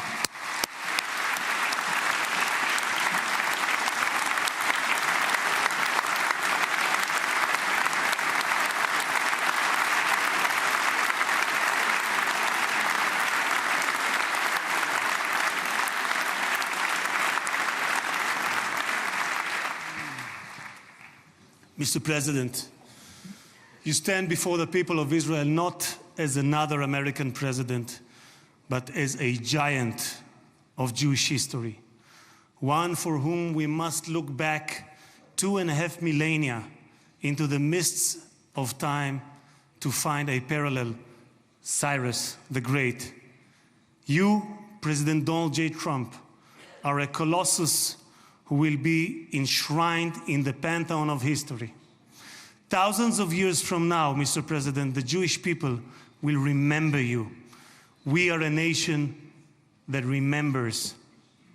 Far from being a local struggle, what we are witnessing is a global struggle, a global battle between the forces of extremism, radicalism, and fundamentalism, and those of freedom, liberty, and democracy. What the world needs now is not appeasers who feed the crocodile in the hope that they will be eaten last, like the kind we have seen recently at the UN General Assembly. And by the way, President Trump, your team has checked the teleprompter. It is working beautifully. What the world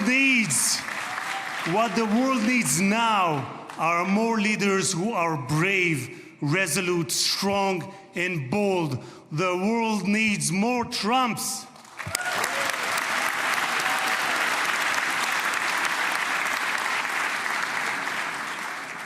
Mr. President, with your permission, I would like to take this moment to address Prime Minister Netanyahu.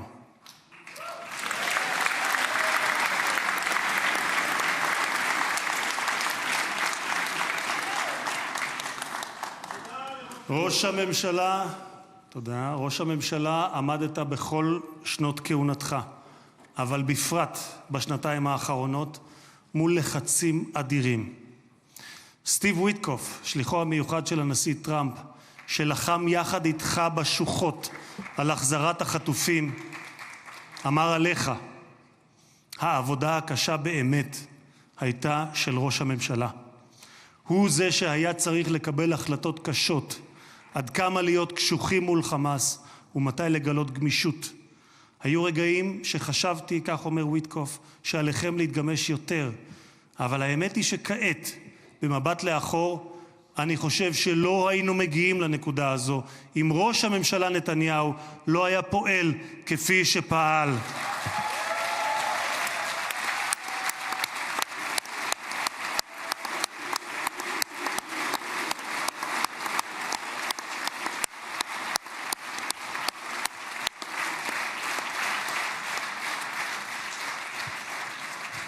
גם הנשיא שלי, ממשיך ויטקוף, גם הנשיא שלי, אתה אדוני, הנשיא טראמפ, מאמין בכך. הוא מאמין שראש הממשלה נתניהו קיבל החלטות קשות מאוד, והיו אנשים פחות אמיצים שלא היו מקבלים החלטות כאלה. והנה אנחנו כאן היום, משום שלחמאס לא הייתה ברירה, כך אומר ויטקוף. הם נאלצו להגיע להסכם הזה. הלחץ היה עצום ולכם יש צבא גדול. התקדמתם משמעותית בשטח, וזה מה שהוביל להסכם הזה. כך אומר השליח ויטקוף. אדוני ראש הממשלה, אתמול בדרכו לישראל אמר הנשיא טראמפ שאתה הוא האיש הנכון בזמן הנכון. ואני גאה לומר כאן לעיני העולם שבזכותך הגענו להישגים הרבים שאליהם הגענו. תודה לך, ראש הממשלה.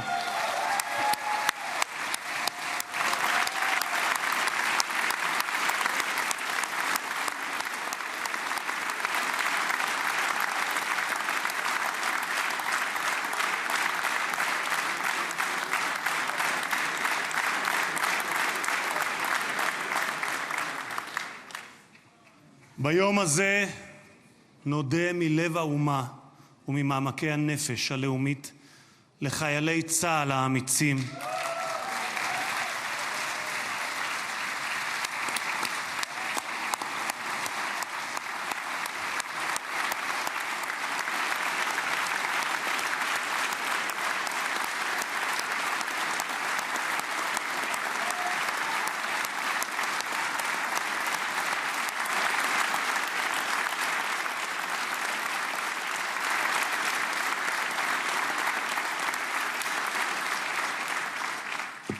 נודה לחיילי צה"ל האמיצים שהסתערו קדימה כאריות וסיכנו את חייהם כדי להגן על מדינת ישראל. רבים מהם נפלו והקריבו את חייהם למען המדינה שמרכינה את ראשה בפניהם ובפני משפחותיהם השכולות. דמם לא נשפך לשווא, כי בגבורתם ובהקרבתם הם הביאו לרגע הנשגב הזה, ושמותיהם יוותרו חקוקים לעד בלב האומה.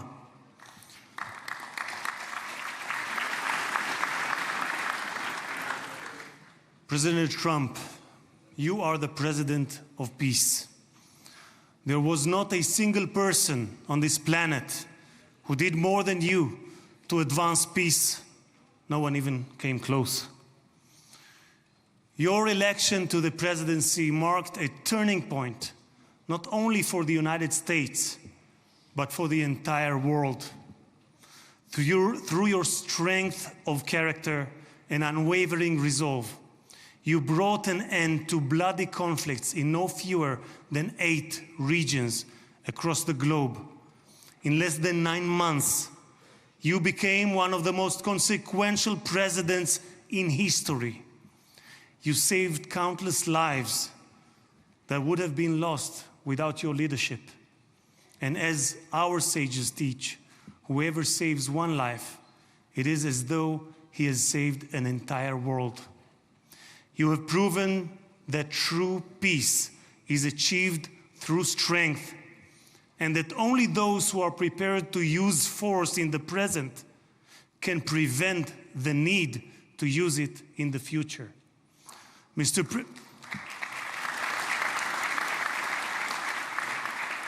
President, you, more than any other individual, are deserving of the highest recognition for your efforts in promoting peace. Therefore, I hereby announce that together with our good friend, Speaker of the House, Mike Johnson, we will rally speakers and presidents of parliaments from around the world to submit your candidacy for the Nobel Prize, Peace Prize next year. There is no one more deserving than you, President Trump. No one.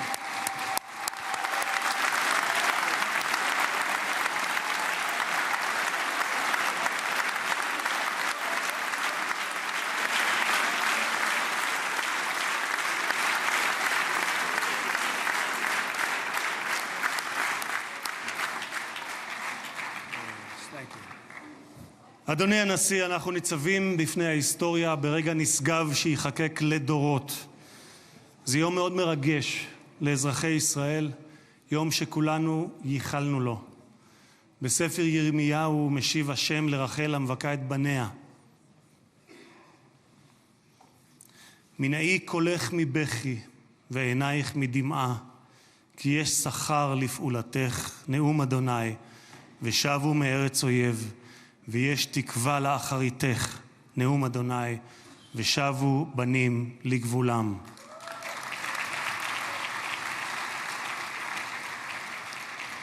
אני מבקש לאחל מכל ליבי החלמה מהירה ושלמה לפצועים ולחטופים השבים. כמה טוב שבאתם הביתה. הנשיא טראמפ, מי ייתן והעושה שלום במרומיו יברך אותך, נשיא השלום, את ארצך ואזרחיה, את משפחתך וכל היקרים לך, ויעשה שלום עלינו ועליכם. May God bless you, President Trump. May God bless the United States of America. And may God bless the state of Israel. תודה רבה וחג שמח.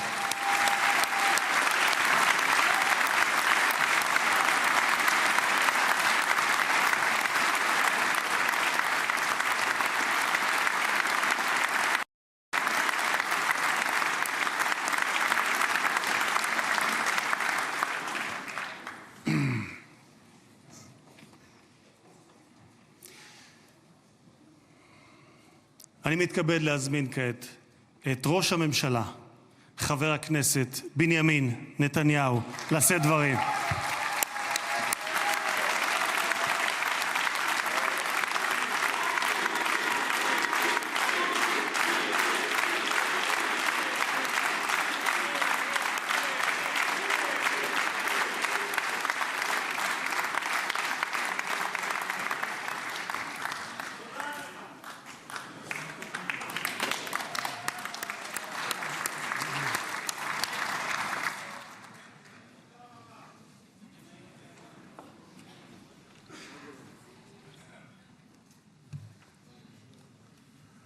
מכובדי הנשיא הרצוג ורעייתו מיכל, מכובדיי הרבים, ובראשם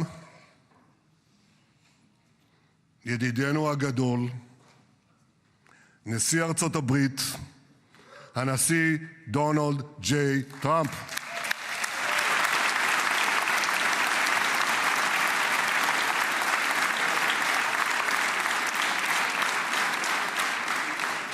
ברוך בואך לירושלים בירתנו הנצחית.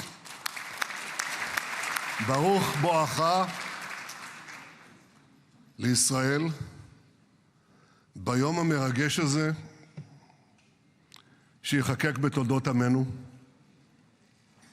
וגם אתה הנשיא תחקק בתולדות עמנו, כי כבר נחקקת בתולדות האנושות. אבל אנחנו, כפי שנאמר, זוכרים את ידידנו, ואנחנו יודעים את חלקך החשוב והמכריע בהחזרת יתרת חטופינו ביום הזה שהתבשרנו עכשיו, רק לפני שעה קלה, שכל חטופינו החיים שבו אלינו. איזו התרגשות.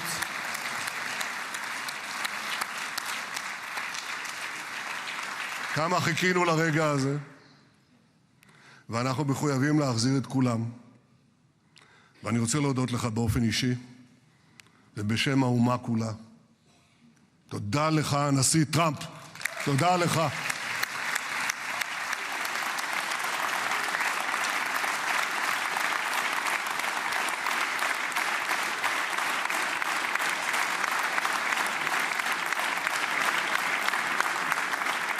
Now, I know that the teleprompters are working well, though I'm not using them. But I'm not sure about the translation. So I'll say words in English.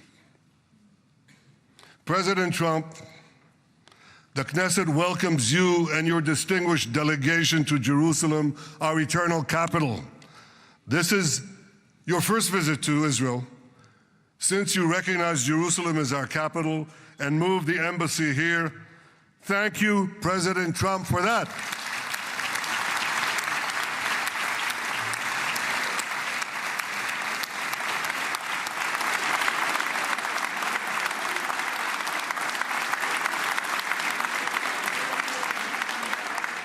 There are many other reasons to thank you since your last visit here. Thank you for recognizing Israeli sovereignty over the Golan Heights.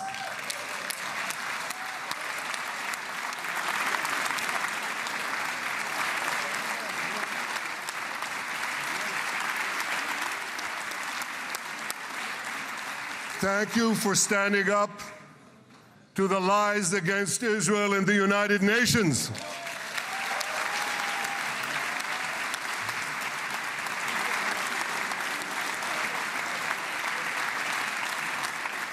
Thank you for recognizing in your 2020 peace plan our rights in Judea and Samaria, the ancestral homeland of the Jewish people.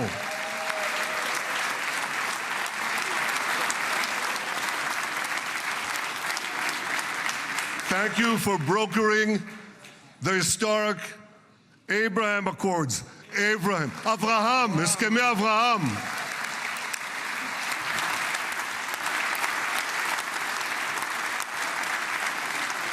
Thank you for withdrawing from the disastrous Iran nuclear deal.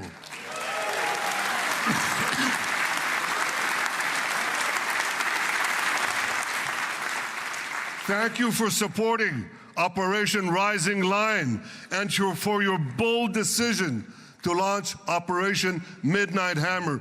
Boy, is that, you got to hear this.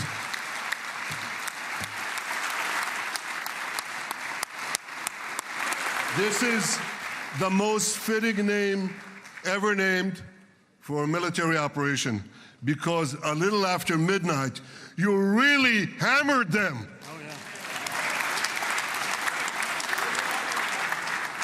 My friends, this is only a partial list but it's enough to affirm what I've said time and again. Donald Trump is the greatest friend that the state of Israel has ever had in the White House.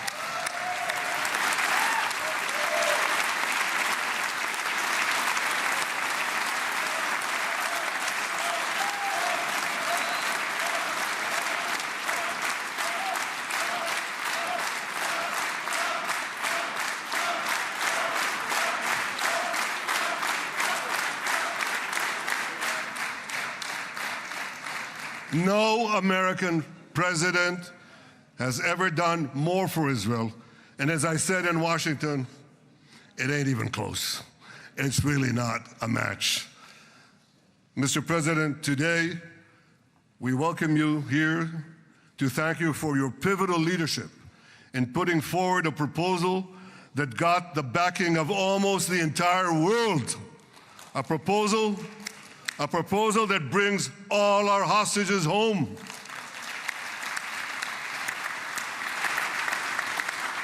A proposal that ends the war by achieving all our objectives. A proposal that opens the door to an historic expansion of peace in our region and beyond our region. Mr. President, you are committed to this peace. I am committed to this peace. And together, Mr. President, we will achieve this peace. We've done it before. We've done it before in the Abraham Accords, and we'll do it again. Mr. President, today the Jewish calendar marks the end of 2 years of war. That war began on October 7th on the Jewish festival of Simchat Torah. You always tell me, and you tell the world, remember October 7th. Mr. President, we remember. We remember the thousands of Hamas terrorists who stormed into our towns and kibbutzim. We remember the 1,200 people Hamas savagely slaughtered in cold blood, including dozens and dozens of Americans. We remember entire families burnt alive as they embraced each other. We remember the beautiful young Israelis brutally gunned down at the Nova Music Festival. We remember the hundreds of our citizens who were dragged into the dungeons of Gaza, including 12 Americans, men and women, young and old, babies and elderly Holocaust survivors. My friends, Mr. President, Donald, these monsters take babies as hostages. In response to this barbaric attack on October 7th, Israel did what it had to do. With indomitable courage, we set out to defend our people, to defeat our enemies, and to release our hostages. Our heroic soldiers fought like lions. They fought on the front lines of civilization and barbarism. Israel achieved amazing victories over Hamas and the entire Iran terror axis. Sinwar, Dev, Hania, Nasrallah, Assad, they're all gone.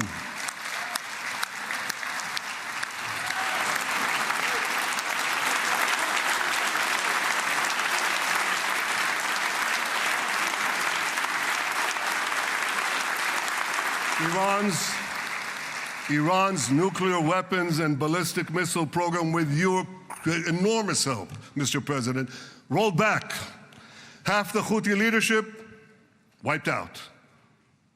But the price of this victory, the price of these victories, has been heavy. Nearly 2,000 of Israel's finest were lost, nearly half in battle. They left behind parents, spouses, siblings, and children. Their love and laughter, their promise and potential were lost forever. To the families of our fallen fighters, many of them are here, I say, I know the depth of your pain. I know the inconsolable grief that will accompany you for the rest of your lives. The state of Israel bows its head in eternal gratitude to our fallen heroes. Because of these heroes, our nation will survive. Because of these heroes, our nations will thrive. And because of these heroes, our nation will have peace. Mr. President, thousands of our brave soldiers were also wounded, suffering terrible blows to body and soul. Brave soldiers like Ari Spitz. Ari is an American.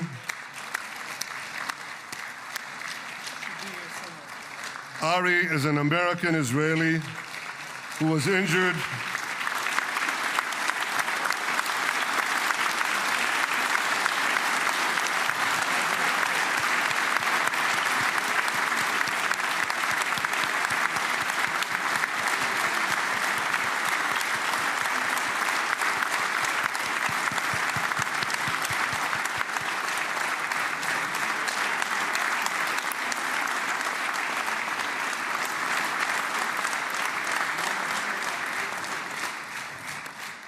Ari is an American Israeli who was injured in Gaza while searching for Hamas terrorists and weapons. 2 of Ari's comrades were killed in this action and 10 were injured. Ari was presumed dead, but made a miraculous recovery despite losing 3 limbs. Ari, stand up for a minute alone. Stand up. There you go. There. Ari, you are the spirit of Joshua. You are the spirit of David. You are the spirit of the Maccabees. You are the spirit of Israel. I salute you. We all salute you.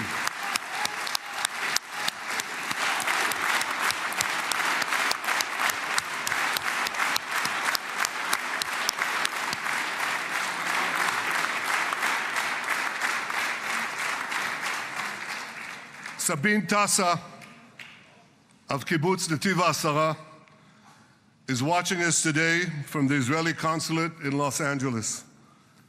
Sabine lost her husband and her oldest son on October 7th. She is the mother of 3 other boys. 2 of them, Kohen and Shai, witnessed their father jump on a Hamas grenade to save his 2 sons. We all saw the film of those 2 boys crying out in pain, "Father is dead. Why?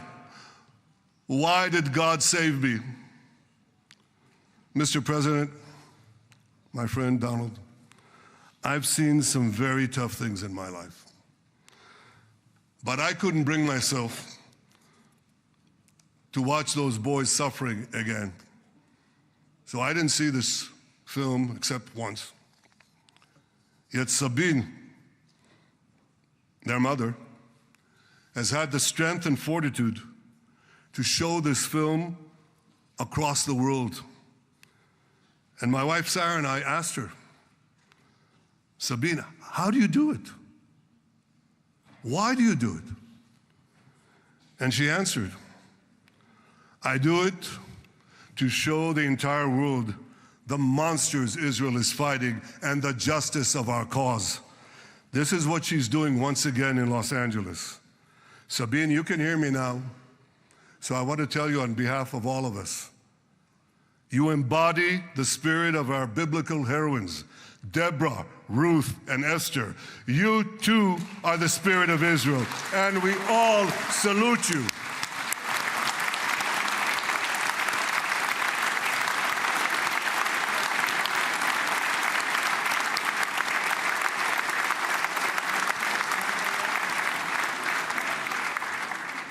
Mr. President, you asked me on our many conversations during the 12-day war with Iran, you asked me, how are the people holding up?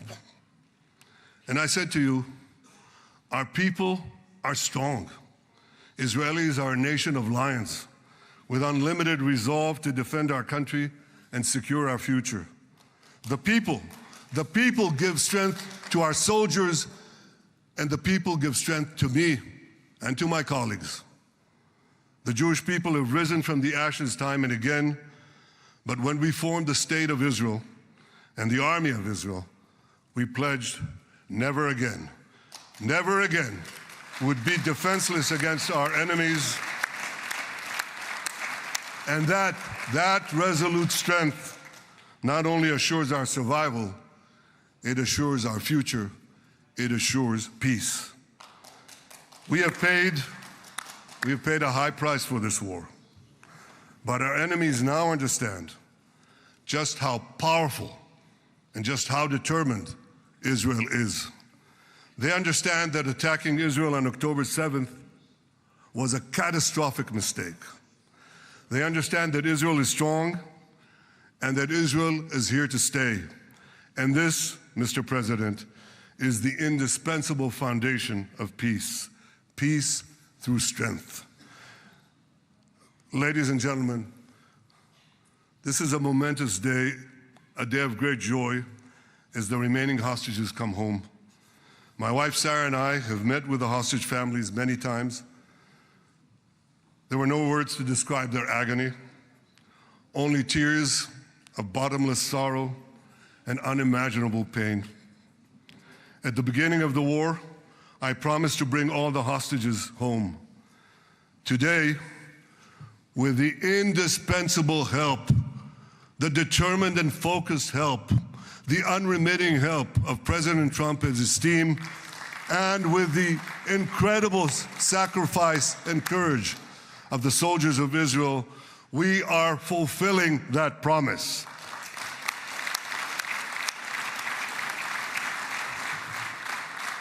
It has been a long journey to get here. In the first week of the war, our brave soldiers put military pressure on Hamas, and the international community put diplomatic pressure on them. This enabled us to secure the release of over 100 hostages.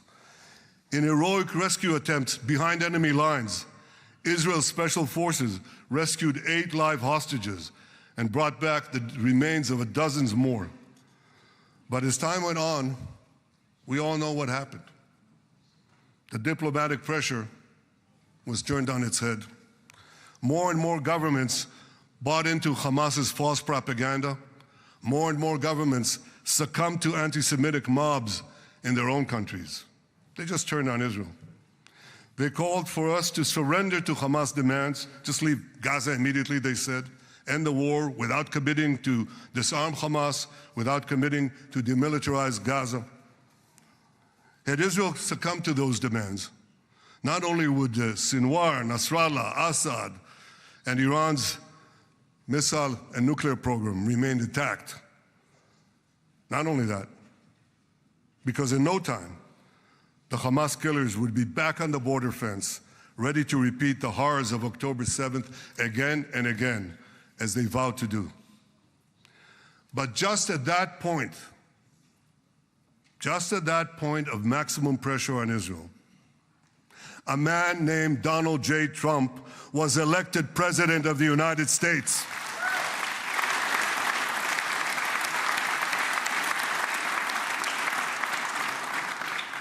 And ladies and gentlemen, overnight, everything changed. Everything.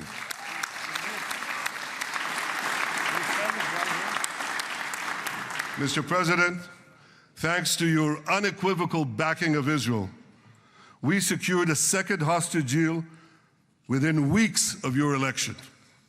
And in the months that followed, we worked closely together to forge a path to bring the remaining hostages home and end the war. End the war in a way that ensures the disarming of Hamas, the demilitarization of Gaza, and that Gaza would never again pose a threat to Israel.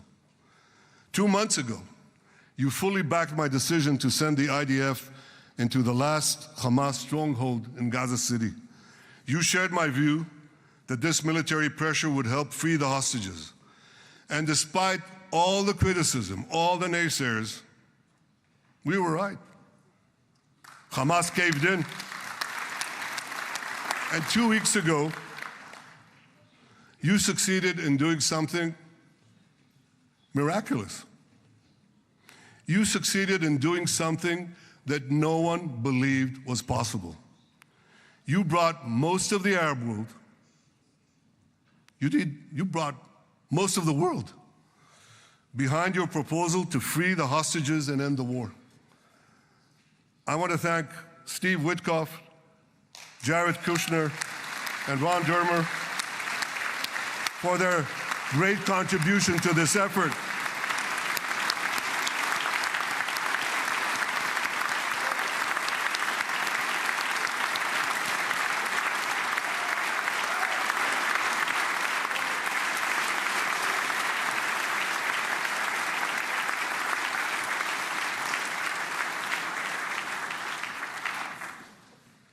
And I want to thank our negotiating team.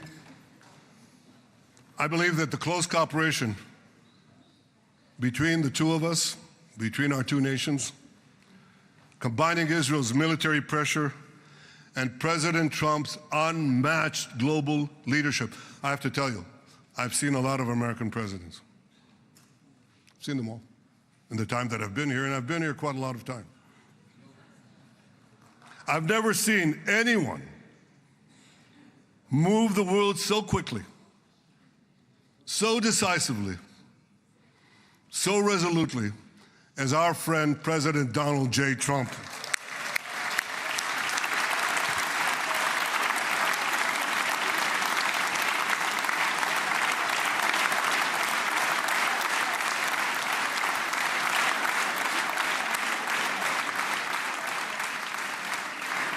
With our military pressure and President Trump's global leadership, we achieved this historic moment.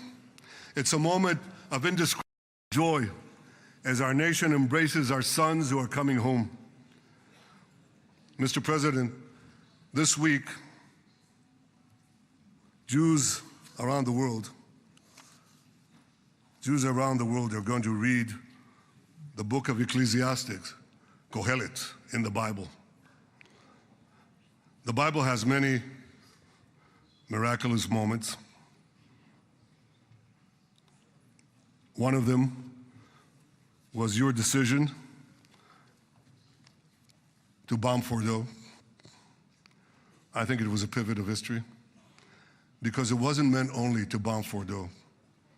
That action and your previous action of taking out Qasem Soleimani, the architect of death, I think that changed the balance of power in the world. You brought America back again to the driver's seat.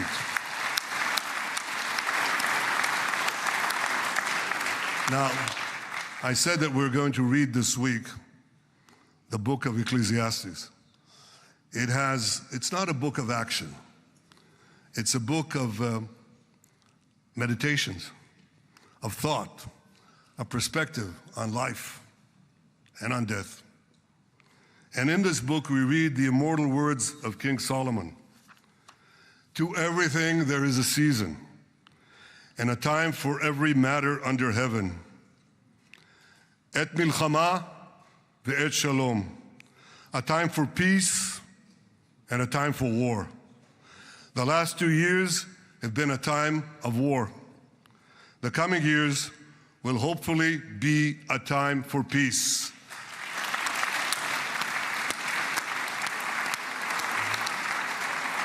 Peace inside Israel and peace outside Israel.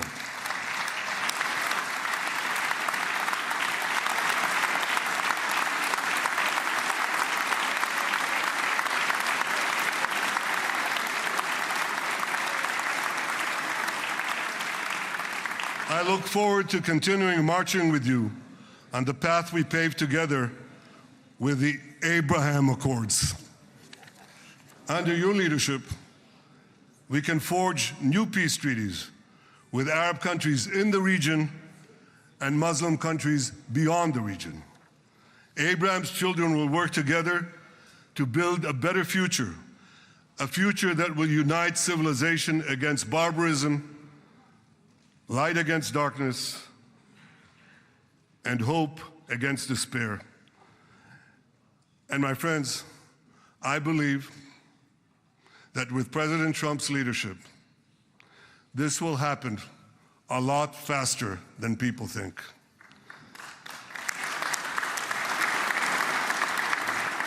As Prime Minister of Israel, I extend my hand to hold those who seek peace with us.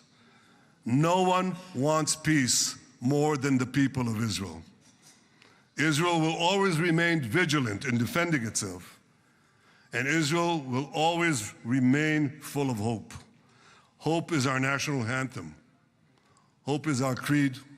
Hope is our strength. It is time, my friends, to realize that hope and expand the circle of peace. Mr. President, thank you for all you have done for us. I have submitted your nomination to be the first non-Israeli recipient of the Israel Prize, Israel's highest award. As to that other prize, just a question of time, you'll get it. But I want you to get the Israel Prize, our highest award, to our greatest friend.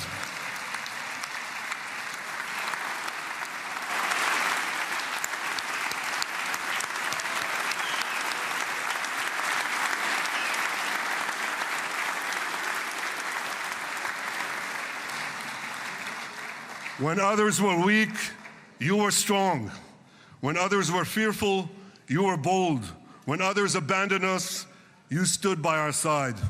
On behalf of the government and people of Israel, I thank you for your extraordinary friendship. Thank you for helping bring our hostages home. Thank you for supporting Israel's march to victory. Thank you for paving a path to peace. מכובדי נשיא ארצות הברית, ידידי דונלד, ברוך הבא לישראל, ברוך הבא לירושלים, ברוך הבא ביום המרגש הזה, שהחיינו וקיימנו והגיענו לזמן הזה.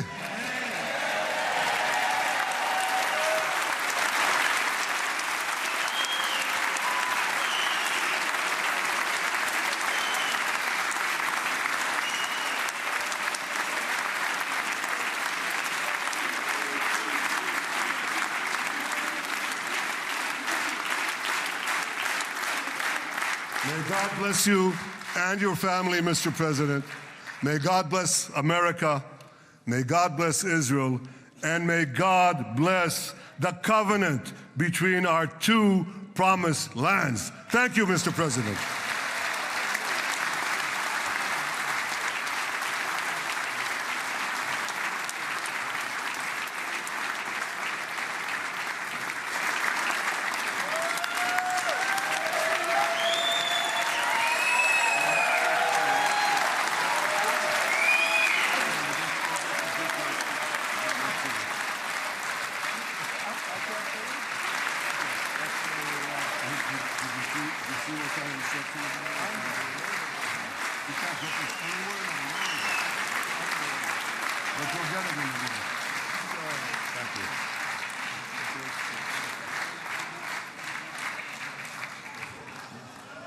President.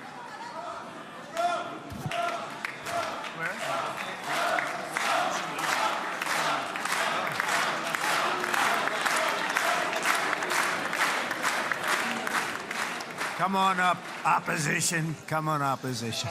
Yeah. Okay.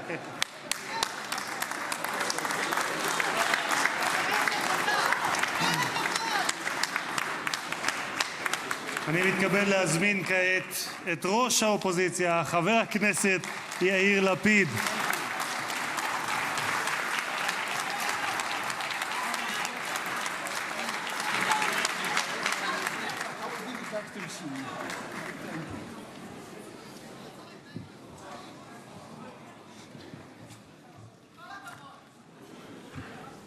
Mr. Speaker, members of Knesset, ministers, President Herzog, Prime Minister Netanyahu, distinguished guests, Your Excellency, President Trump. For 2 years, we waited for this moment. 2 years of sleepless nights, 2 years without air in our lungs. Our eyes are filled with tears today, our hearts are filled with gratitude, our children are coming home.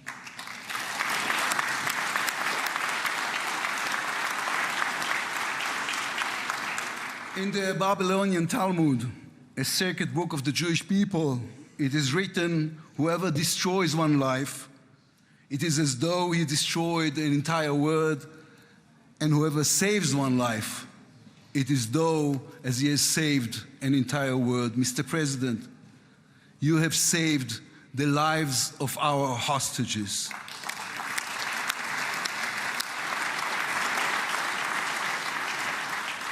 But you saved so much more. You have saved the souls of the bereaved whose loved ones now will be brought home for burial.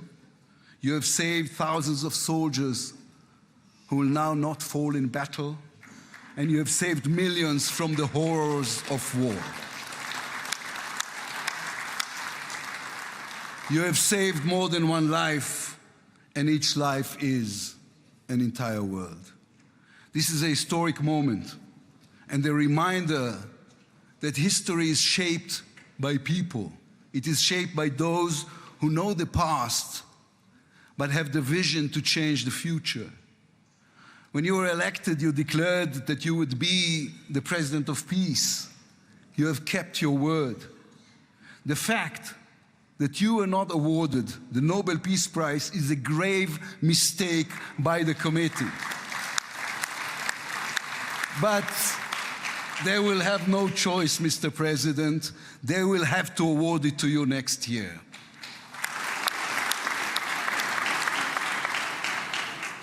Peace will not come by waiting.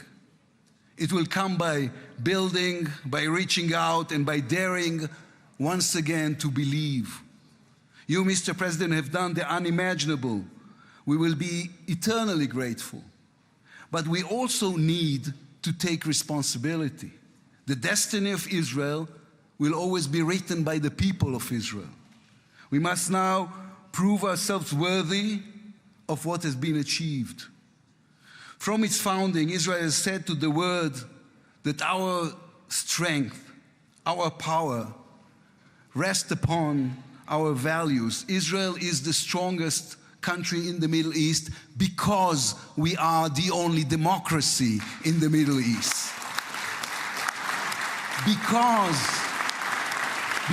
we believe in the principles laid in our Declaration of Independence, which says Israel will ensure complete equality of social and political rights to all its inhabitants, irrespective of religion, race, or sex. It will guarantee freedom of religion, conscience, language, education, and culture. It will safeguard the holy places for all religions. Those are our values. That is who we are as people, as a country. Our neighbors must understand one more thing about us. We are not going anywhere. The Middle East is our home. We are here to stay. Our story did not end in the Bible. It began there. It continues in our laboratories and universities, in our innovation hubs. Hamas, Hezbollah, Iran, and the Houthis, they all read the wrong intelligence reports. The real intelligence report on Israel's intentions is found in the book of Genesis. And I will give you and your descendants after you the land of Canaan for an everlasting possession. We call upon the nations of the Islamic world and all our neighbors, Saudi Arabia, Syria, others. We are here to stay. We can do great things together. Come and talk to us. Mr. President, You are the one who can make it happen as you did with the historic Abraham Accords. Then too, no one believed it was possible. Then too, you imposed your vision on everyone. While others spoke of difficulties, you created opportunity. You can be the one to bring the next wave of peace. The people of Israel support this. They want this. We are ready. And you can later today in Egypt with your unbelievably talented team, my friends Steve Witkoff, Jared Kushner, Marco Rubio, Pete Hegseth, forge a regional alliance that will change not only the Middle East but the entire world. After 2 years of war, the peoples of this region should look around and ask themselves, whose situation is better? Those who chose the path of peace or those who chose the path of war? Those who invested in their people, in the education of their children, in science and education and technology, or those who invested in hate and in violence? From here I say to all those who demonstrated against Israel these past 2 years, on the streets of London and Rome, in Paris and in Columbia University. I do not represent the government. As you know, I am the leader of the opposition. And I tell you, then, you were deceived. You were deceived. Propaganda experts, funded by terror money, manipulated you. Now that the war has stopped, you have time and a chance to go and learn the facts. The truth is, there was no genocide, no intentional starvation.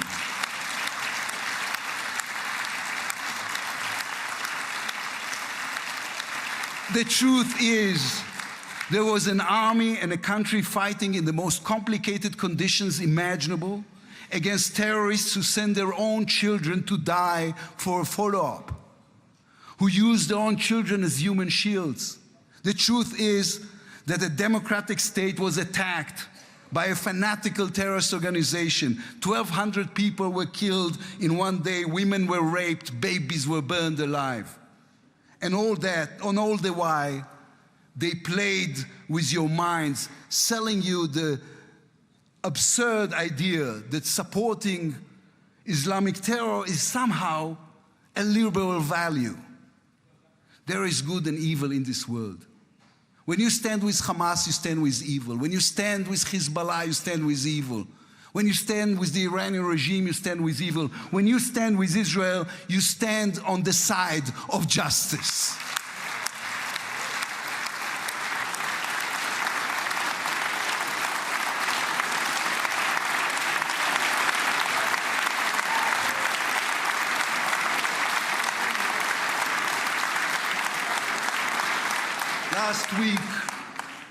Last week I attended the 7th October memorial ceremony. An inspirational woman called Galit Dan spoke on stage. Galit had a daughter, Noya, a 13-year-old girl who was autistic like my daughter. And Noya was full of light. She loved Harry Potter. On that dark day, Noya was sleeping at her grandmother's, Carmela's house in Kibbutz Nir Oz. Carmela was 80 years old. Their bodies, grandmother and granddaughter, were found embraced. They were murdered together. On stage at the ceremony, Galit said a sentence that moved us all. We don't want revenge, she said. We want redemption. Today, the redemption begins. Israel has endured 2 terrible years on the battlefield and in the international arena. But in those 2 years, we also rediscovered our own greatness. We remember how good we can be. Our pilots who took control of the skies over Iran, our industries leading the world in technology, our civil society which reached out to help every victim of the war. We will move forward toward a different future. Our heroic soldiers who saved us all will fold away their uniforms and rise as teachers and engineers, scientists and innovators, investors and small business owners. We will never be able to repay the debt to those who sacrificed everything these past years, to those who, as President Lincoln said, gave the last full measure of devotion. We can only be worthy of them, worthy of their sacrifice. Mr. President, allow me to speak also to the businessman in you, the deal maker who understands value. If there were one stock in the world I would invest in today, it is the state of Israel. If there were one nation that deserves unrestricted access to GPU chips, to AI and SMR technologies, to American markets, it is the state of Israel. Israel's future is intertwined with our eternal alliance, our strategic and moral covenant with our greatest friends, the United States of America. This war is over. We will always need to stay vigilant, to guard against those who seek our destruction. But the state of Israel is about to reinvent itself. The challenges ahead demand not only strength, but a new vision. It's time to take a new path, to be a nation that is advanced and thriving and peace-seeking. We have waited for this moment, for the end of the war, for the return of the hostages, for the chance to rechannel our grief and loss into the energy needed to rebuild our nation. Thanks to you, Mr. President. Thanks to our soldiers, our lions. Thanks to the millions of great Israeli patriots who filled the streets and the square and never, not for one moment, gave up on the hostages. Thanks to all of them, the strength within us can now rise, succeed, and build for our future and for our children. Thank you very much. God bless the United States of America. Am Israel Chai.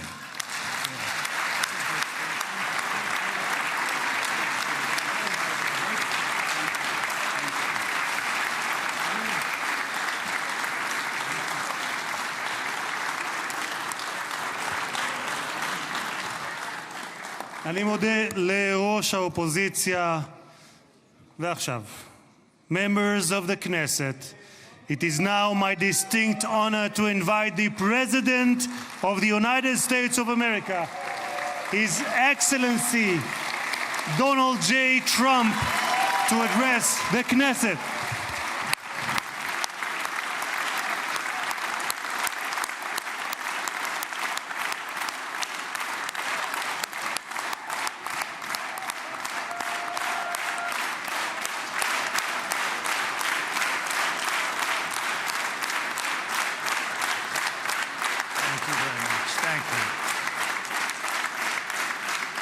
Thank you very much, everybody.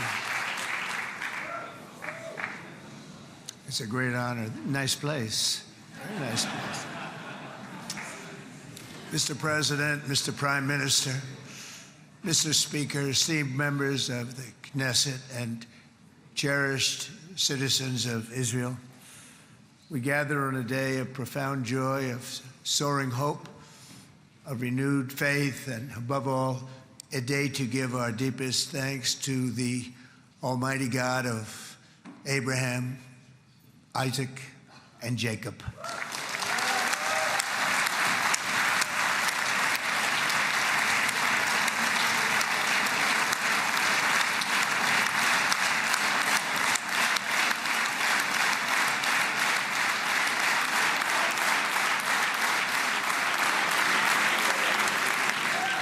After 2 harrowing years in darkness and captivity, 20 courageous hostages are returning to the glorious embrace of their families, and it is glorious. 28 more precious loved ones are coming home at last to rest in this sacred soil for all of time. And after so many years of unceasing war and endless danger, today the skies are calm, the guns are silent, the sirens are still, and the sun rises on a holy land that is finally at peace, a land and a region that will live, God willing, in peace for all eternity.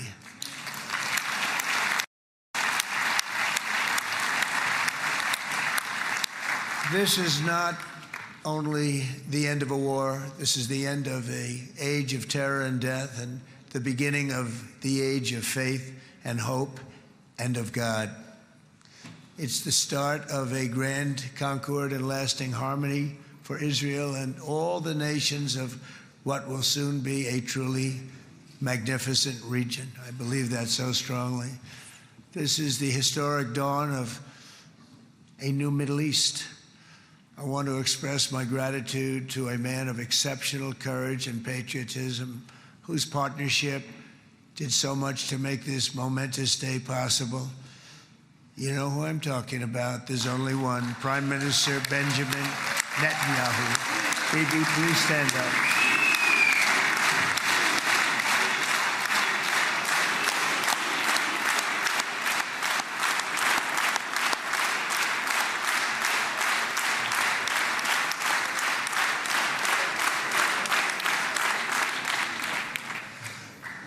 And he is not easy, I want to tell you. He's not the easiest guy to deal with, but that's what makes him great. That's what makes him great.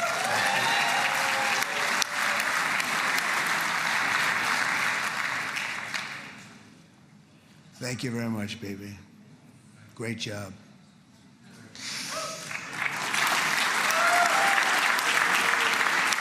And let me also convey my tremendous appreciation for all of the nations of the Arab and Muslim world that came together to press Hamas to set the hostages free and to send them home. We had a lot of help. We had a lot of help from a lot of people that you wouldn't suspect, and I want to thank them very much for that. It's an incredible triumph for Israel and the world to have all of these nations working together as partners in peace. And it's pretty unusual for you to see that, but it happened in this case. This was a very unusual point in time, a brilliant point in time. Generations from now, this will be remembered as the moment that everything began to change, and change very much for the better. Like the USA right now, it will be the golden age of Israel and the golden age of the Middle East. It's going to work together. I'd like to thank several great American patriots for their invaluable help in getting something done that almost everyone thought was absolutely impossible. We were wasting our time. So many people said, you're just wasting your time. But we weren't, because we had talented people working with us, and we had people that loved your country, and frankly, people that loved the region. They loved the Middle East. I want to thank my friend Steve Witkoff.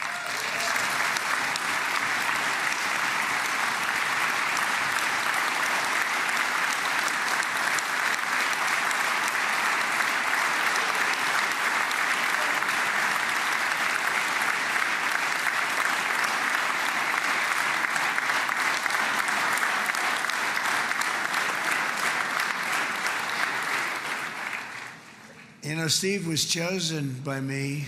He never did this before, but I knew him as a few things. He was a great businessman, but I know a lot of great businessmen, to be honest with you.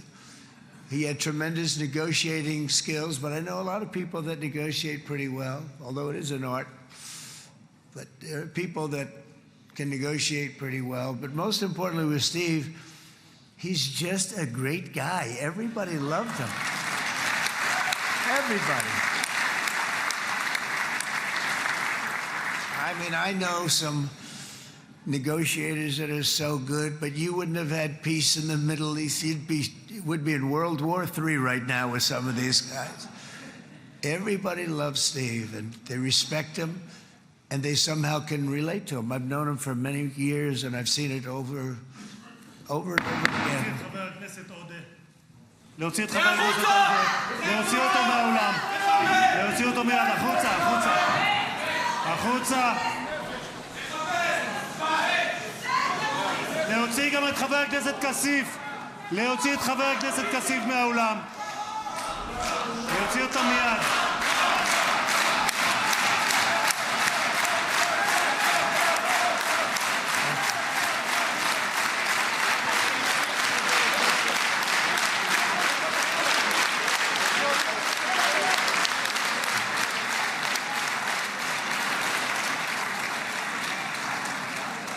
Sorry for that, Mr. President. Thank you. Please.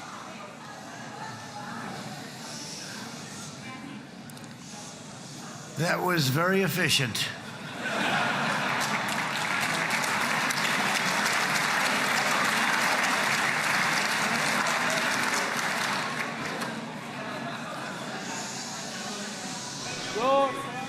So back to Steve. He's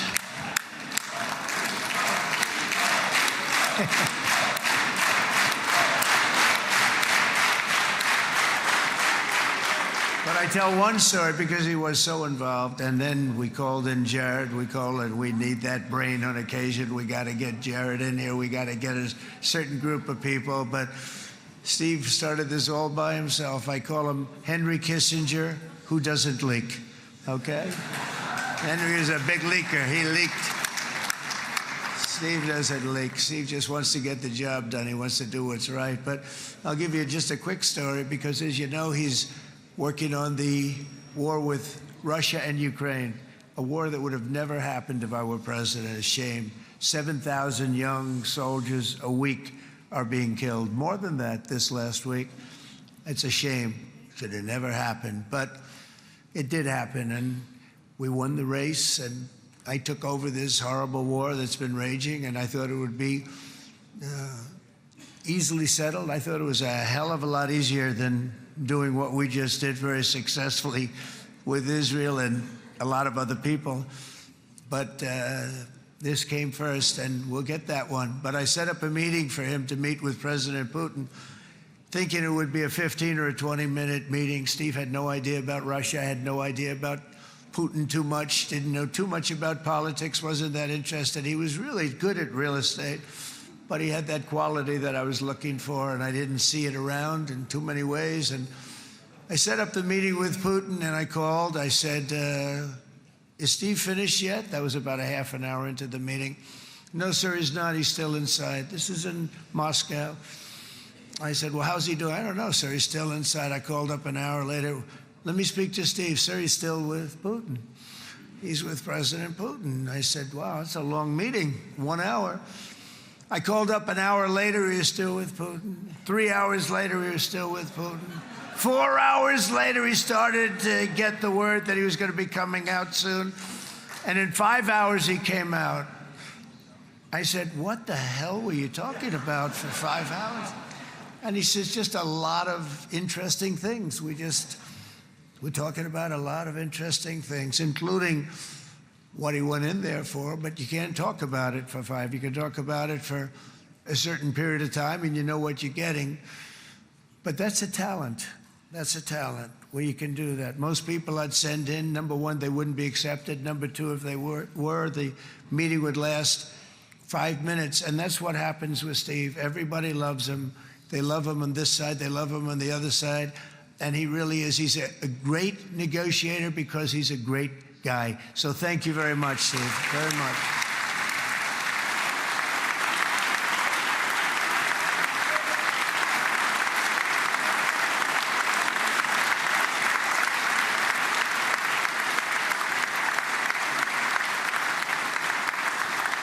And let me also give a very special thanks to someone who truly loves Israel. In fact, loves it so much that my daughter converted. My daughter converted. I didn't know this was going to happen. And Ivanka's here.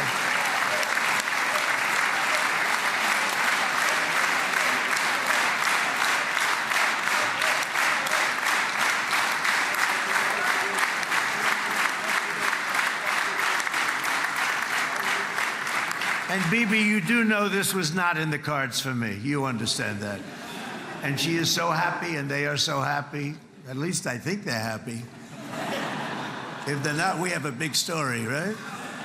No, they have a great marriage, and they get along great. They're best friends. They have a very special relationship. But Jared has been so helpful. He really did something very special.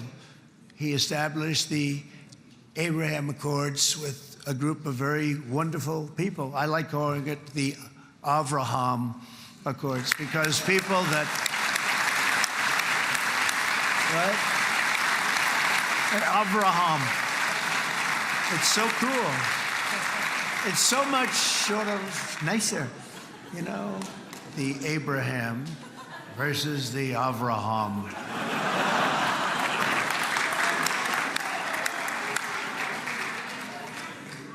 I just don't want to sound too sanctimonious when I do it, so, you know, I sort of split it up. This way we keep everybody happy. But we have some very great talent, and they have no excuses for anything that's taken place, because we had some unbelievably good people working on this. And then you're going to add a man named Marco Rubio, who is also here. That's right.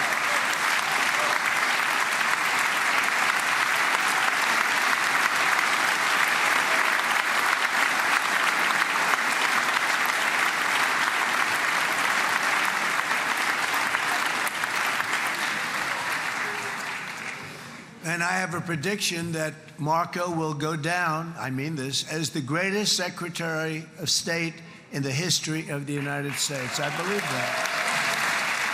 I believe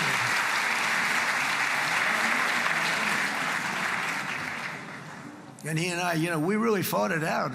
You remember, he was tough. He was nasty. Who the hell thought this was going to happen, Marco, right?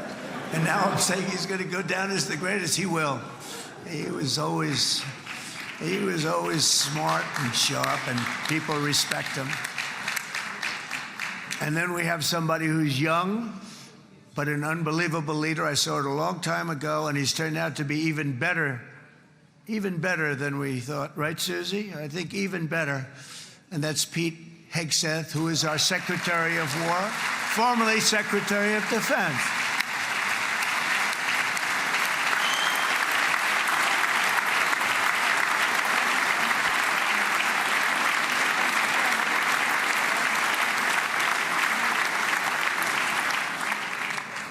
And as you know, we decisively won World War I. We decisively won World War II decisively. And everything in between and everything before it, we won everything. And then they had the brilliant idea of changing the name from war, you know, it was war, to defense.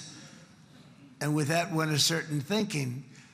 And we fought in a very politically correct way after that. We always had the strongest military, and now we have a stronger military than we've ever had before. Because of my first term, I've totally rebuilt the military, every aspect of it. But we have, if you think, we settled 8 wars in 8 months. I'm now including this one, by the way, if that's okay. They may say, well, that was quick. Because yesterday I was saying 7, but now I can say 8. The hostages are back. The hostages are back.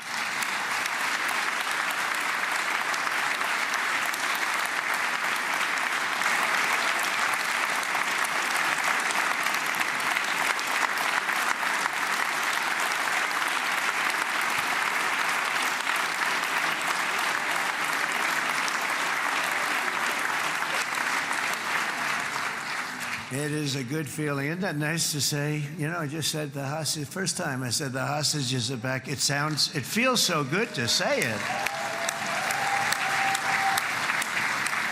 But when you settle 8 wars in 8 months, that means you don't like war. Everyone thought I was going to be brutal. In fact, I remember Hillary Clinton during a debate, she said, look at him, he's going to go to war with everybody. And actually, she said, he's got a personality that's all about war. No, my personality actually is all about stopping wars, and it seems to work.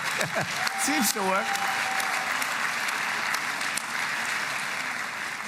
But it also means this name change and our attitude that we're not going to go into a war, but if we do, we're going to win that war like nobody has ever won a war before. We will not be politically correct, but we're not going to be there. And I think, you know, as you mentioned, Bibi, before, peace through strength, and that's what it's all about. The United States has the greatest and most powerful military in the, right now, history of the world. I can tell you we have weapons that nobody's ever dreamt of. I only hope we never have to use them. I rebuilt the military.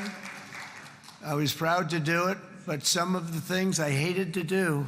I hated certain of the weapons because the level of power is so enormous, it's so dangerous, so bad. But we have to do what we have to do. We make the best weapons in the world, and we've got a lot of them. And we've given a lot to Israel, frankly. And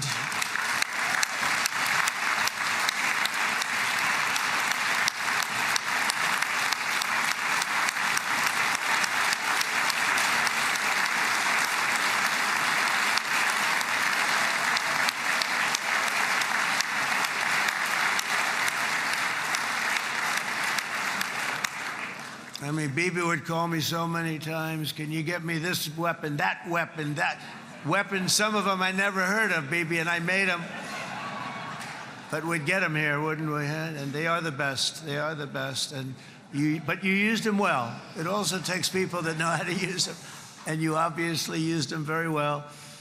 But so many that Israel became strong and powerful, which ultimately led to peace. That's what led to peace.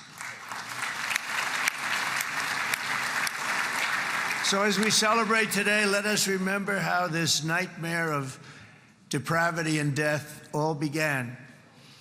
2 years ago, on the eve of the Simchat Torah holiday, thousands of innocent Israeli civilians were attacked by terrorists, and one of the most evil and heinous desecrations of innocent life the world has ever seen, the worst slaughter of Jews since the Holocaust. The cruelty of October 7th struck to the core of humanity itself. Nobody could believe what they were witnessing. The United States of America grieved alongside you, and we mourned for our own citizens who were so viciously taken that day. And to all the families whose lives were forever changed by the atrocities of that day, and all of the people of Israel, please know that America joins you in those two everlasting vows: never forget and never again.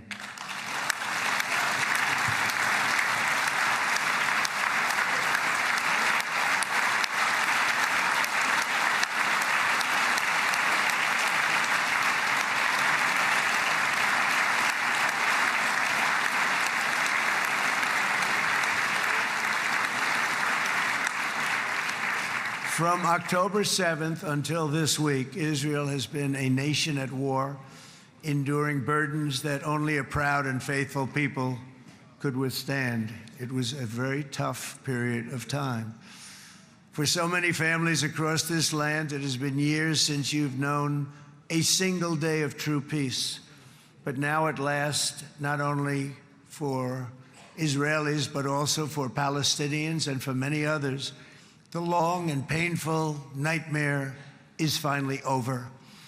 And as the dust settles, the smoke fades, the debris is removed, and the ashes cleaned from the air, the day that breaks on a region transformed, and a beautiful and much brighter future appears suddenly within your reach. This is now a very exciting time for Israel and for the entire Middle East, because all across the Middle East, the forces of chaos, terror, and ruin that have plagued the region for decades now stand weakened, isolated, and totally defeated.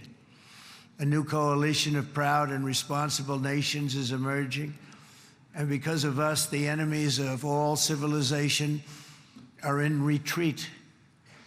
thanks to the bravery and incredible skill of the Israeli Defense Forces in Operation Rising Lion.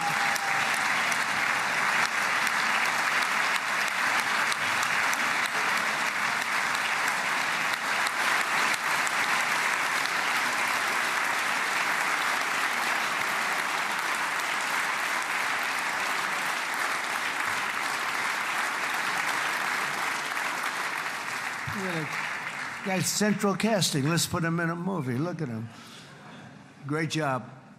And my people loved working with you. Loved it. They worked so well together.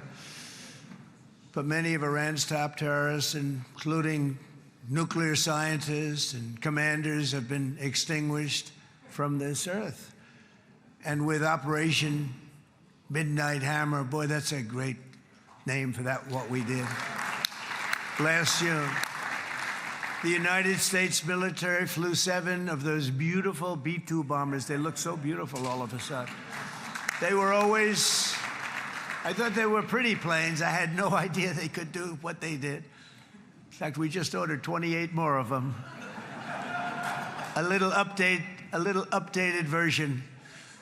We ordered a whole pile of them.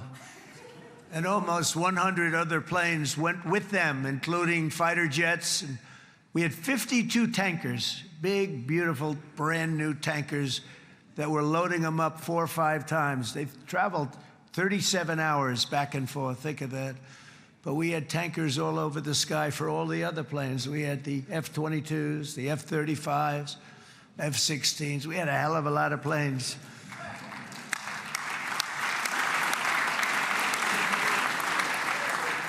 So we had 52 gas stations in the sky. That's what they call them.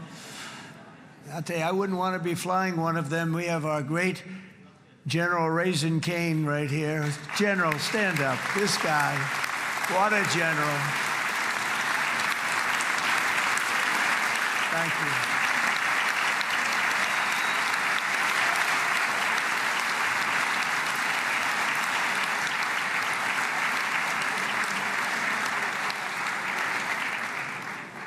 I asked General Cain, I said, you know, we're having problems with ISIS, and I was in Washington, and I asked, how long would it take to defeat ISIS? And my Washington generals told me, 3, 4, maybe 5 years, sir. I said, I don't get it. We got the best equipment in the world. Why? So I flew to Iraq, and I met with a man named Cain. He said, what's your first name? He said, they call me Raisin, sir. I said, wait a minute, your name is Raisin Cain? I've been looking for you for a long time. You gotta be kidding. So they told me 3, 4, 5 years to defeat ISIS. And I sit down with him and I say, why is it? I flew there in the dark of night. I landed, I'll never forget it. It was quite a trip. I'm glad I made it because I met him. I said, could I ask you, General? I come down. He's standing with another general and a sergeant. Everybody was like central casting. They could go into a movie right now. Between him and you guys over here, we could get rich making movies, okay? And they got along so great. That's the beautiful thing, that your military and our military, Bibi, got along so great. But I was told by the television generals in Washington, we have the best equipment in the world. Why is it taking so long? And they said, 4 years. I said, so let me ask you, Raisin, how long would it take you to defeat ISIS? Sir, we can do it in 3 weeks, but you'll probably have some time left over. I said, you gotta be kidding. What the hell are you talking about? They said 4 years. I said, well, sir, look, it's not my place to say, but you're asking me the question. What you have to do is you hit them from the west, you hit them from the north, you hit them from the south, you hit them above, you hit them below. I said, so why didn't they do it? And he didn't want to speak badly of his superiors, which is hard to believe they were his superiors. It should have been the other way around a long time ago, because he's the one that did Operation Hammer. It was flawless. It was flawless. It was absolutely flawless. And I said, so you really think you can do it in 4 weeks? Yes, sir, 100%. You have to do it differently than they were doing it. They were using one base and it was hundreds of miles away. And he says, we have all these portable bases all over the Middle East.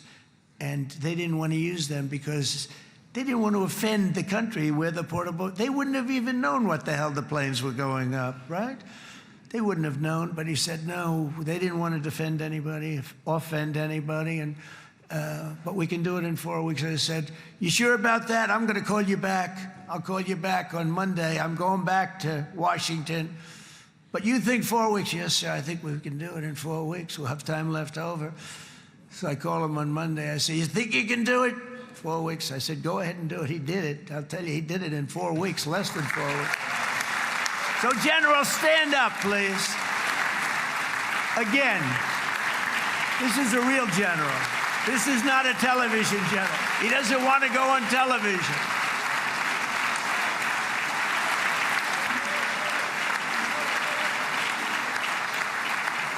He doesn't want to go on television. I said the other guys love being on television.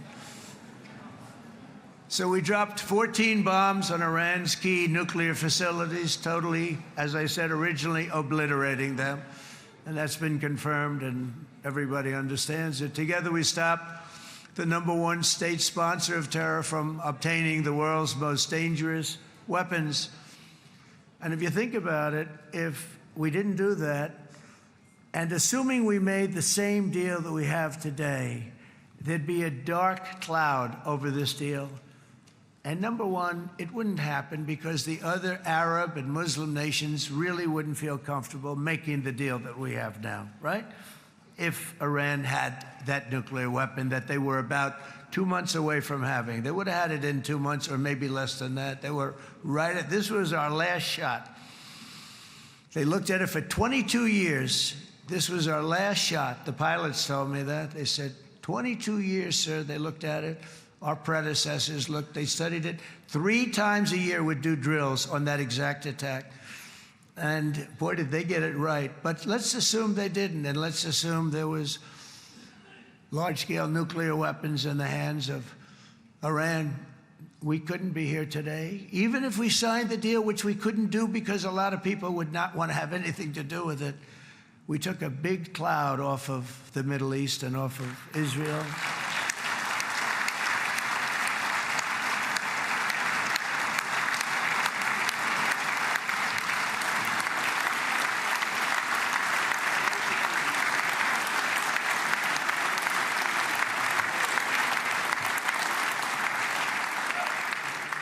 And it was my honor to help.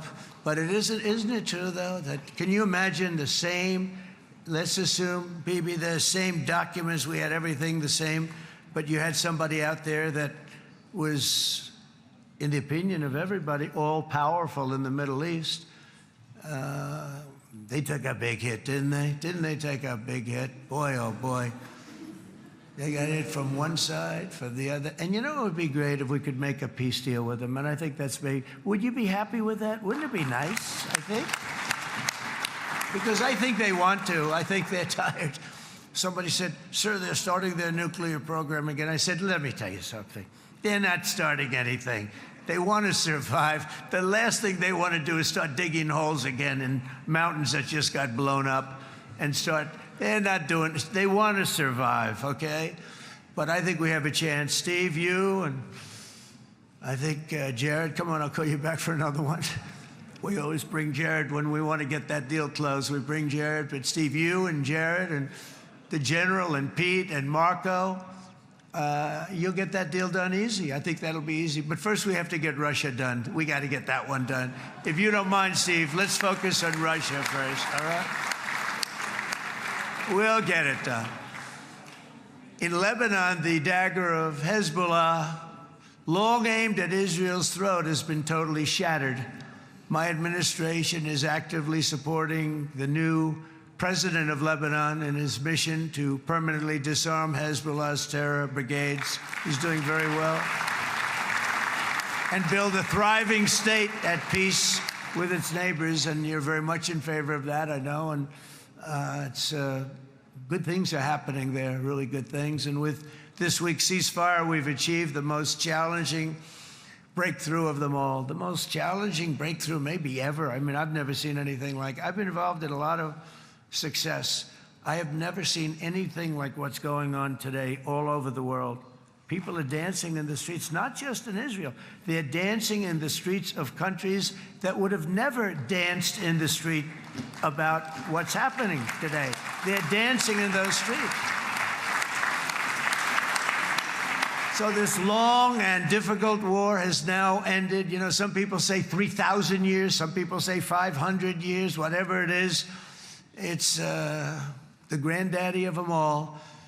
And in an unprecedented achievement, virtually the entire region has endorsed the plan that Gaza will be immediately demilitarized, that Hamas will be disarmed, and Israel's security will no longer be threatened in any way, shape, or form.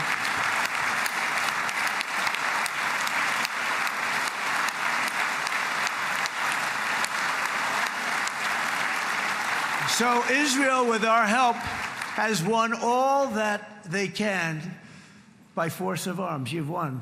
I mean, you've won. Now it's time to translate these victories against terrorists on the battlefield into the ultimate prize of peace and prosperity for the entire Middle East. It's about time you were able to enjoy the fruits of your labor. Mr. Opposition Leader. I said he's a very nice opposition leader. I think... No, he's a nice man. Bibi, he's a nice man.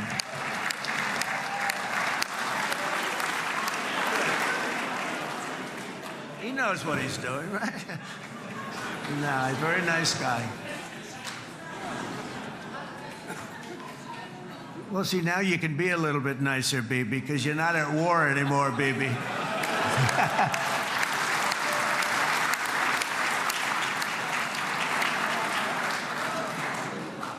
But only by embracing the opportunities of this moment can we achieve our goal of ensuring that the horrors of recent years will never happen again. You don't want to have to go through this again.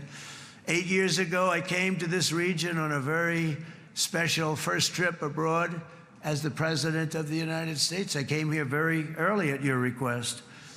I addressed the leaders of the Arab and Muslim world gathered in Saudi Arabia and said that it was time to build a future free of the grip of extremism and terror. And interestingly, right now, as soon as I'm finished, I'm quite late. You've kept me quite late between opposition leaders and Bibi's brilliant but very long speech. I thought I was going to run up here, make a speech, and then head to Egypt. It didn't work out, though. And you made a pretty long one, too, sir.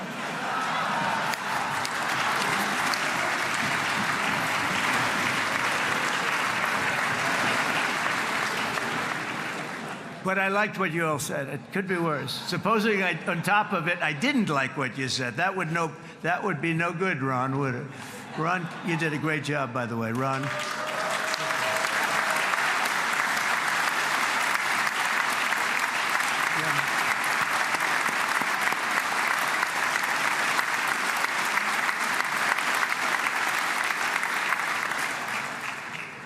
So I'm going to be meeting, actually, in a little while, I'm going to be meeting with the most powerful, the richest nations, really, in the world, although now, with the tariffs, the United States is by far the richest nation in the world, as you probably have been reading. But the richest nations, most powerful nations, you know, tremendous, headed by some tremendous people in many cases. Some cases I wouldn't say necessarily I would endorse. But I will tell you, some incredible people that really helped us make this all possible. So I'll be going there. I'll be quite late. They might not be there by the time I get there. But we're going to give it a shot.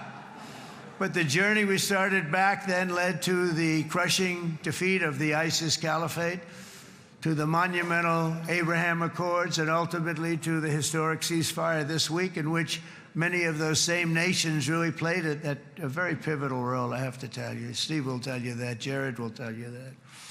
Together, we've shown that peace is not just a hope that we can dream about. It's a reality we can build upon day by day, person by person, and nation by nation.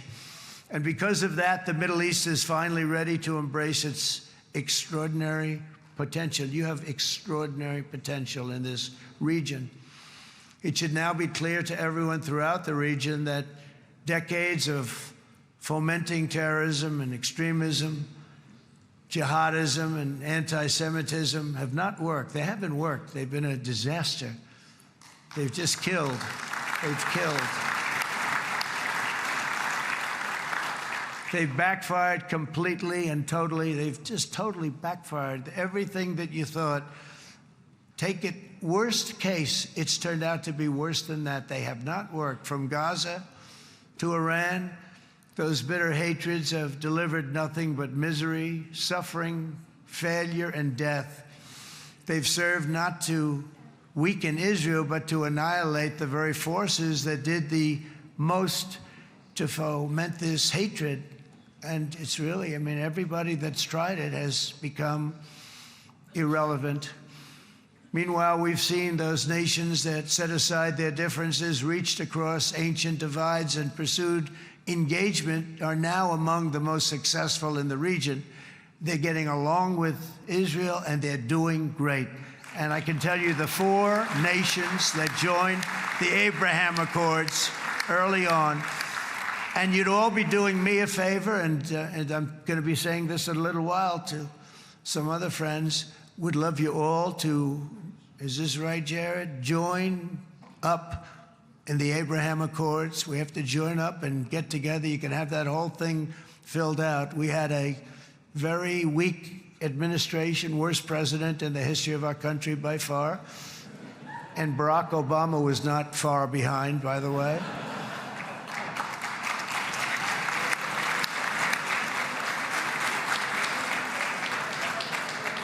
And they did nothing with this incredible document, the Abraham Accords, but now you can fill them up. Now you have peace, you have people that really like Israel. I'll tell you what, and they like Israel a lot more today than they did even 5 weeks ago. You've made a lot of, you've come back. You've come back strong, because it was getting to be a little nasty out there in the world, and ultimately the world wins. You can't beat the world always. I would say to Bibi, it's now time, and he understood it better than anybody, because ultimately, you know, the world's a very big place.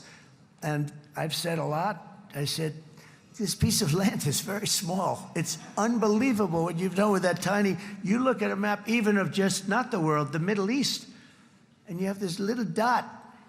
And think of what you've done. It's incredible. It's incredible.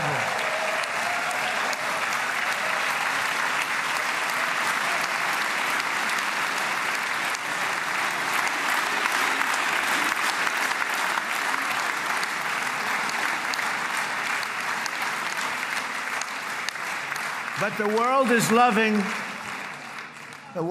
loving Israel again. And I said to Bibi, you know, the world is big and it's strong. And Ron, ultimately, the world wins. And we don't have to worry about that now. But there was getting to be a period of time over the last few months, you know, the world wanted peace and Israel wanted peace. Everybody did. Everybody did. And what a victory it's been, right? What a victory it's been. If you would have gone on for 3, 4 more years, keep fighting, it was getting bad. It was getting heated. The timing of this is brilliant. And I said, Bibi, you're going to be remembered for this far more than if you kept this thing going, kill. It would be it would not be the same. And I just want to congratulate you for having the courage to say, that's it, we've won. And now let's enjoy our lives and let's rebuild Israel and make it stronger and bigger and better than it's ever been before. We're going to do that. Took a lot of guts. And the choice for Palestinians could not be more clear. This is their chance to turn forever from the path of terror and violence. It's been extreme, to exile the wicked forces of hate that are in their midst, and I think that's going to happen. I've met some people over the last couple of months that want to see it happen very much, and after tremendous pain and death and hardship, now is the time to concentrate on building their people up instead of trying to tear Israel down. We don't want that to happen again. And the total focus of Gazans must be on restoring the fundamentals of stability, safety, dignity, and economic development so they can finally have the better life that their children really do deserve after all these decades of horror. I intend to be a partner in this effort in the sense that we're going to help and we're going to do something that became unbelievably popular. Everybody wants to be on it. It's called the Board of Peace, okay? How about that? Is that a beautiful name? Like a board of peace.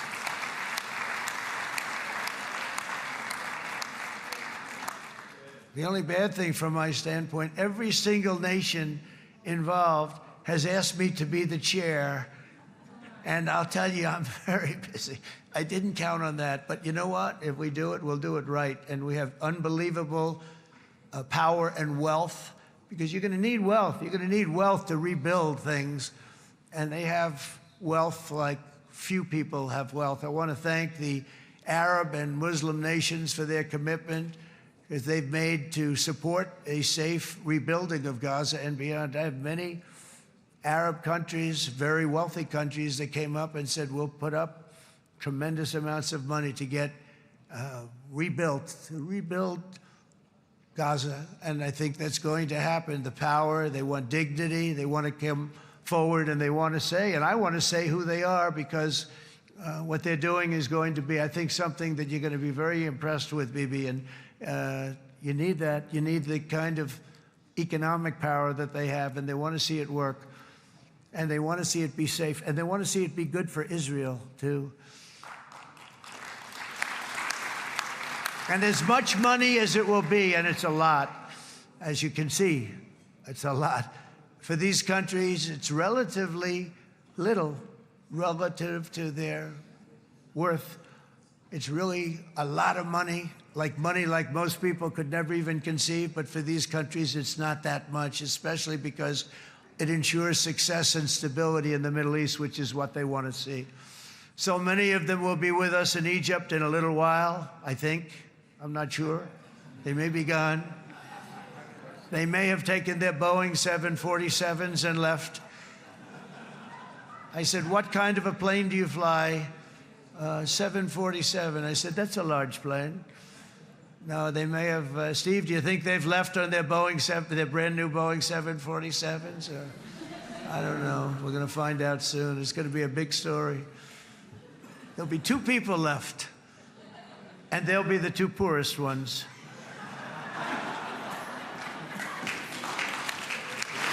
But it will be the wealthiest and most powerful group of nations. So the group that we have assembled, that's waiting for us, is the wealthiest and most powerful group ever assembled at one time. There has never been a group like this. And they're only looking for good. They want good. They're going to do good. And as those commitments are made, I'm going to let the world know who's doing it, because they really deserve to get the credit. And some of them probably won't want the credit, but they deserve it. It's more obvious than ever that the productive and responsible nations of this region should not be enemies or adversaries. You should be partners and eventually even friends, and that's what's going to happen. I know it. Together you can stand against the forces of chaos. Yeah, you go ahead. That's an important point.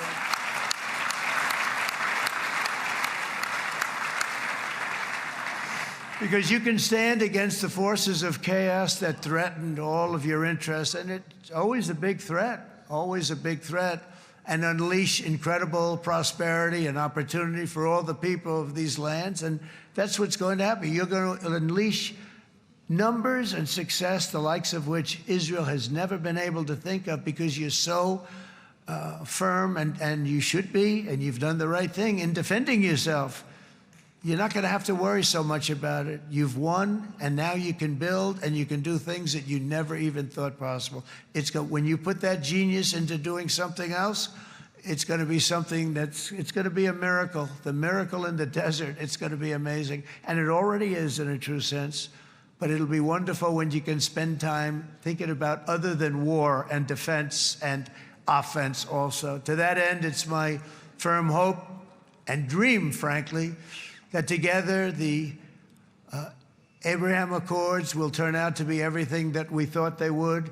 Those 4 countries were very, very brave in doing it. They did it at a very early point, and every single one of them benefits unbelievably financially. And if you noticed, even in this bad period that we just went through, they all remained a member of the Abraham Accords. They've done unbelievably well. And you know who you are, and I want to thank you. And they've stayed because of loyalty, but they've also stayed because it was really good business. They've made a lot of money being members, and you're going to all, I hope that every one of the countries that we're seeking, Jared, I hope they join quickly. No games, no nothing. Just join, get it. It's going to be a great peacemaker. It's really going to bring it together beyond anybody's wildest dream. So instead of building fortresses to keep enemies at bay, the nations of this region should be building infrastructure to weave your commerce closer together, because you've got to compete with the big world out there in commerce now. It's a different kind of competition. Instead of making weapons and missiles, the wealth of this region should flow to schools and medicine, industry, and frankly, the new hot thing, artificial intelligence. It's a lot of intelligence you're going to have to be thrown off to pay back these sums of money that they're doing. But that's really the hot one. And I might say that the United States, a year ago, was a dead country. I say it to people. I heard it first from the King of Saudi Arabia. I then heard it from UAE. I heard it from Qatar. I heard it from many other countries. A year ago, the United States of America was a dead country. Now it's the hottest country anywhere in the world. It is the hottest. There's no question about it.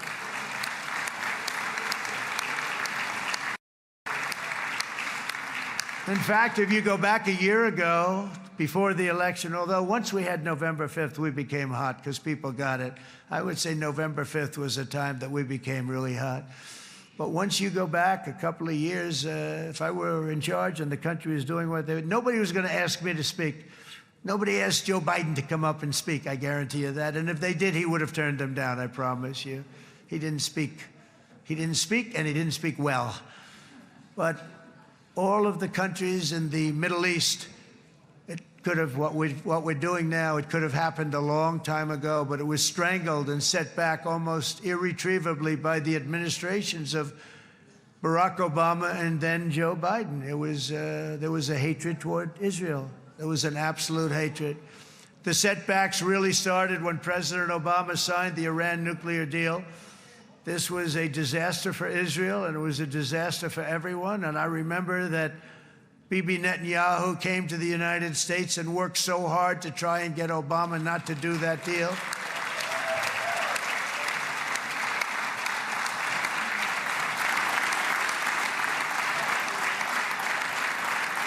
He worked so hard. But it was like talking to a wall. I remember him telling me it was like talking to a wall. They wanted to go with Iran. They chose Iran, frankly, over a lot of other good nations, but specifically Israel. And that was the beginning of a very bad period of time. You had Obama go out, and the Iran nuclear deal turned out to be a disaster. And by the way, I terminated the Iran nuclear deal, and I was very proud to do it.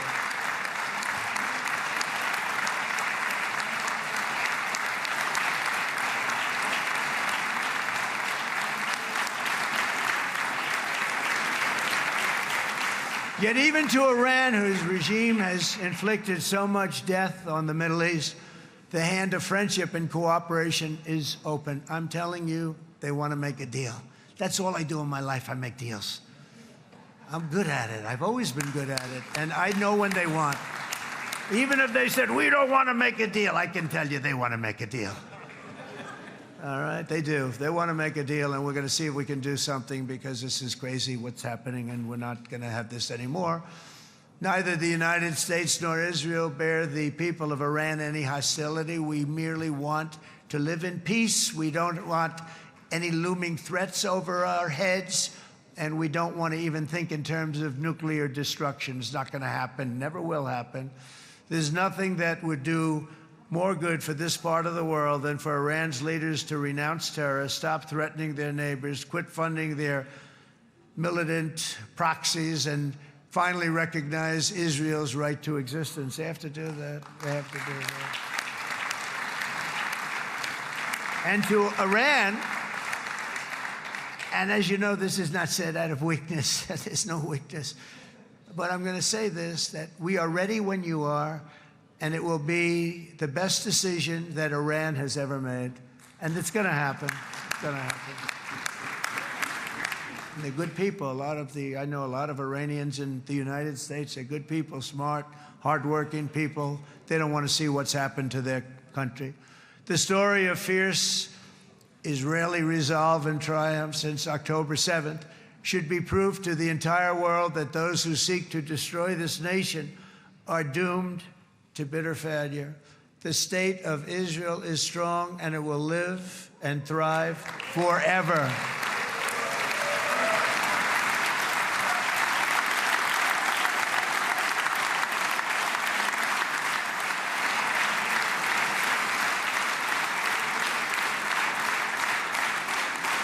And that is why Israel will always remain a vital ally of the United States of America. Israelis share our values, field one of the world's most powerful militaries. You really do. You have an amazing, what a job you've done.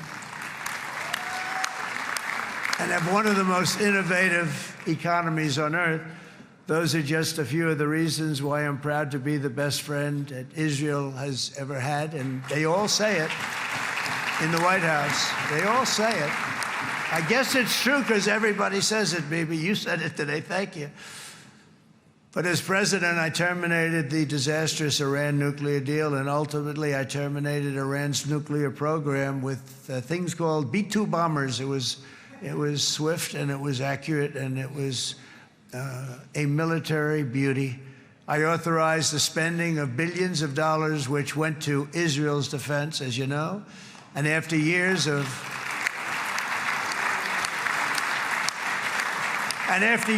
broken promises from many other American presidents, you know that, they kept promising. I never understood it until I got there. There was a lot of pressure put on these presidents. It was put on me too, but I didn't yield to the pressure. But every president for decades said, we're going to do it. The difference is I kept my promise and officially recognized the capital of Israel and moved the American embassy to Jerusalem.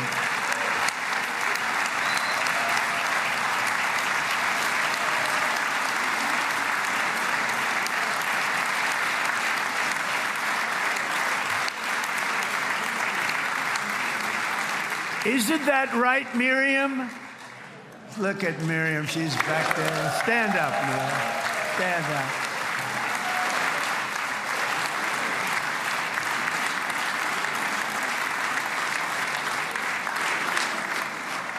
Miriam and Sheldon would come into the office. They'd call me.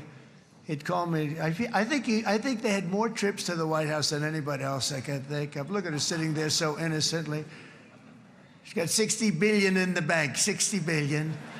And I think she's saying no more. And she loves Israel, but she loves it, and they would come in, and her husband was a very aggressive man, but I loved him. He was a very aggressive, very supportive of me. And he'd call up, can I come over and see you? I say, Sheldon, I'm the president of the United States. It doesn't work that way. He'd come in, but they were very responsible for so much, including getting me thinking about Golan Heights, which is probably one of the greatest things to ever happen to Israel.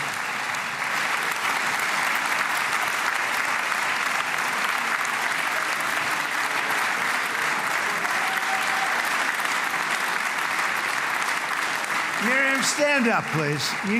She really is. I mean, she loves this country.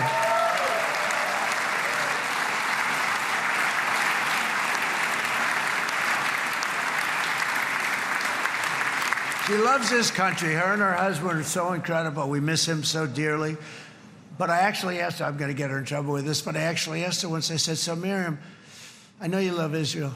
What do you love more, the United States or Israel? She refused to answer. That might mean Israel, I must say. We love you. Thank you, darling, for being here. That's a great honor.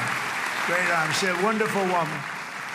She is a great woman. I've always stood for the people of this community, and I always will. I'll always be with you. I'm always going to be with you. I guess maybe something could happen to change my mind. Somebody that's really stupid gets into office and wants to do really bad things, but that's about it. And we don't think we're going to have that happen. I hope we're not going to have that happen. And this man is a good man right here. These two men are good men right here.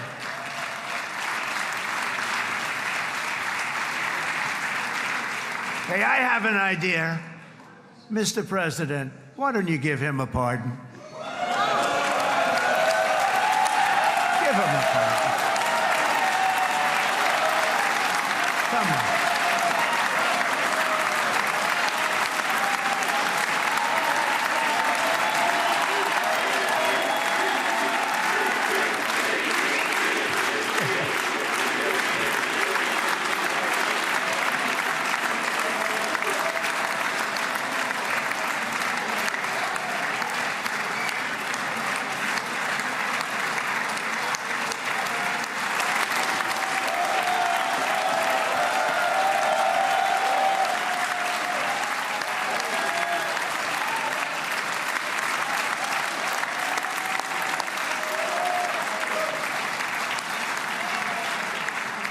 By the way, that was not in the speech, as you probably know.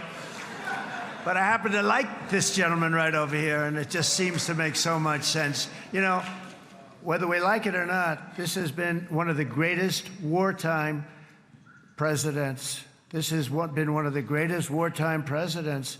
And cigars and champagne, who the hell cares about that?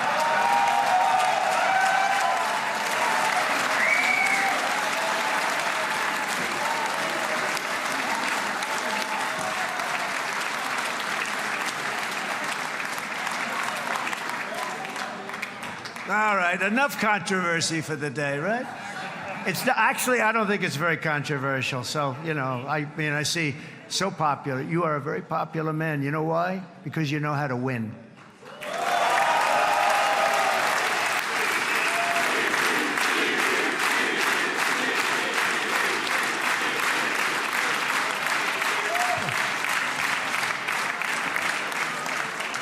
Over the past 2 years, I've met many of the families of the Israelis taken hostage and those that were taken hostage. Unbelievable. I've looked into their eyes. I've seen the worst nightmares of their suffering, but I've also seen something else, the beautiful love of the people, the love of people, frankly, that hold things together, the love that gives you the courage to carry on through thousands of years of persecution and repression and to emerge with the heart of David.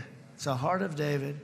It's that love that's defeated the enemies of civilization, built this incredible country and this unbelievable economy, and forged one of the great democracies of the world.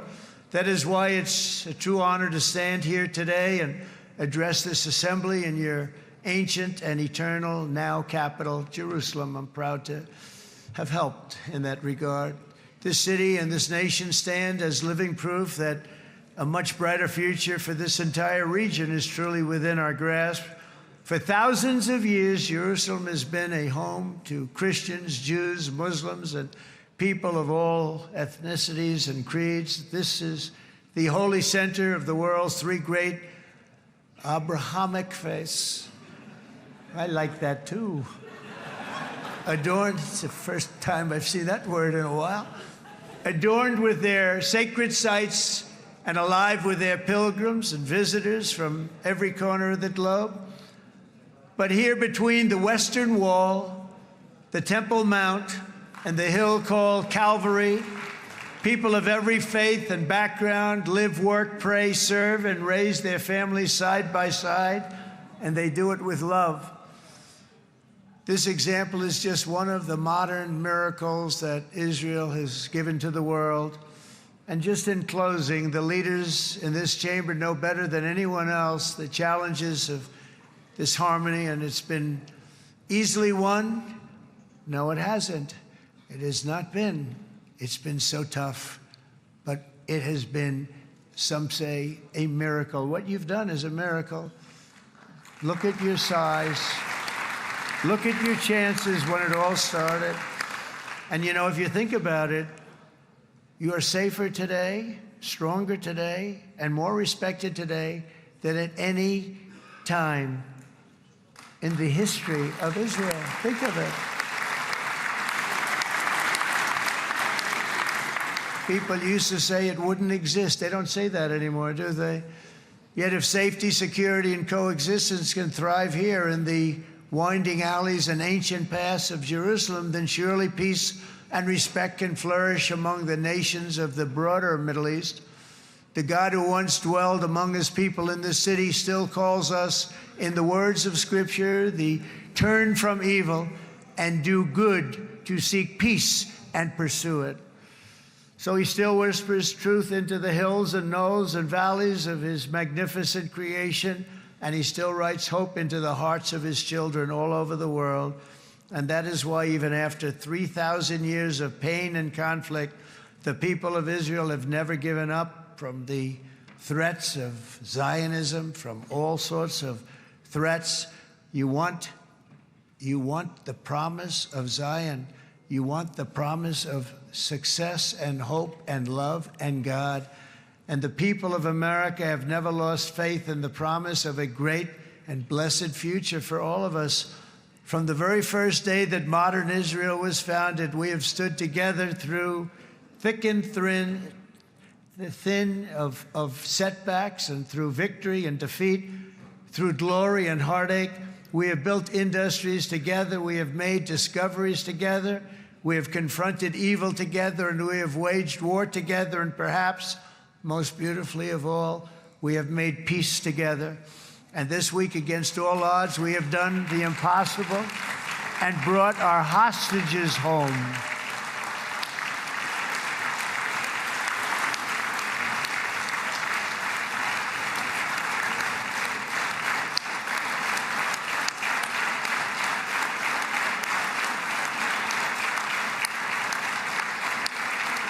So now we're going to forge a future that is worthy of our heritage. We're going to build a legacy that all the people of this region can be proud of. New bonds of friendship, cooperation, and commerce will join Tel Aviv to Dubai, Haifa to Beirut, Jerusalem to Damascus, and from Israel to Egypt, from Saudi Arabia to Qatar, from India to Pakistan, from Indonesia to Iraq, from Syria to Bahrain, Turkey to Jordan, the United Arab Emirates to Oman, and Armenia to Azerbaijan, another war that I just settled. We are going to have hope, harmony, opportunity, and happiness here in the spiritual and geographic center of the entire world. That's what you are. Israel, America, and all of the nations of the Middle East will soon be safer, stronger, greater, and more prosperous than ever before.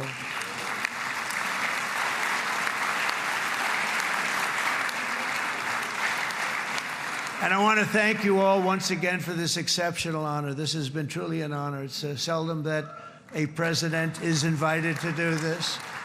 And I love Israel. I'm with you all the way. You will be bigger, better, stronger, and more loving than ever before. Thank you very much. God bless you. God bless the United States of America. And God bless the Middle East. Thank you, everybody. Good luck. Thank you very much. Thank you.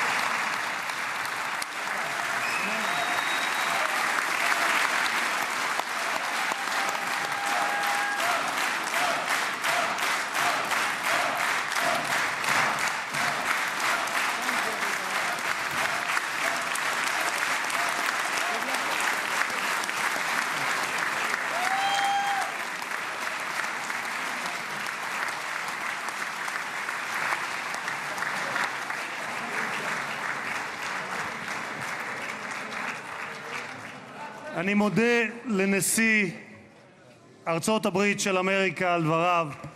חברות וחברי הכנסת, תם סדר היום. הישיבה הבאה תתקיים ביום שני, כ"ח בתשרי התשפ"ו, 20 באוקטובר 2025 בשעה 16:00. חג שמח ובשורות טובות.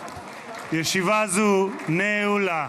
כבוד הנשיאים וכבוד יושב ראש הכנסת.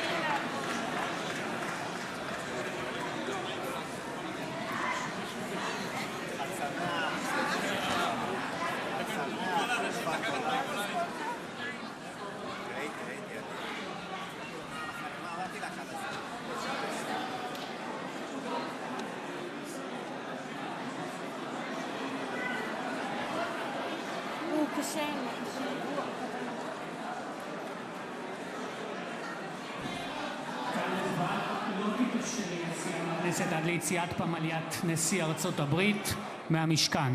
תודה.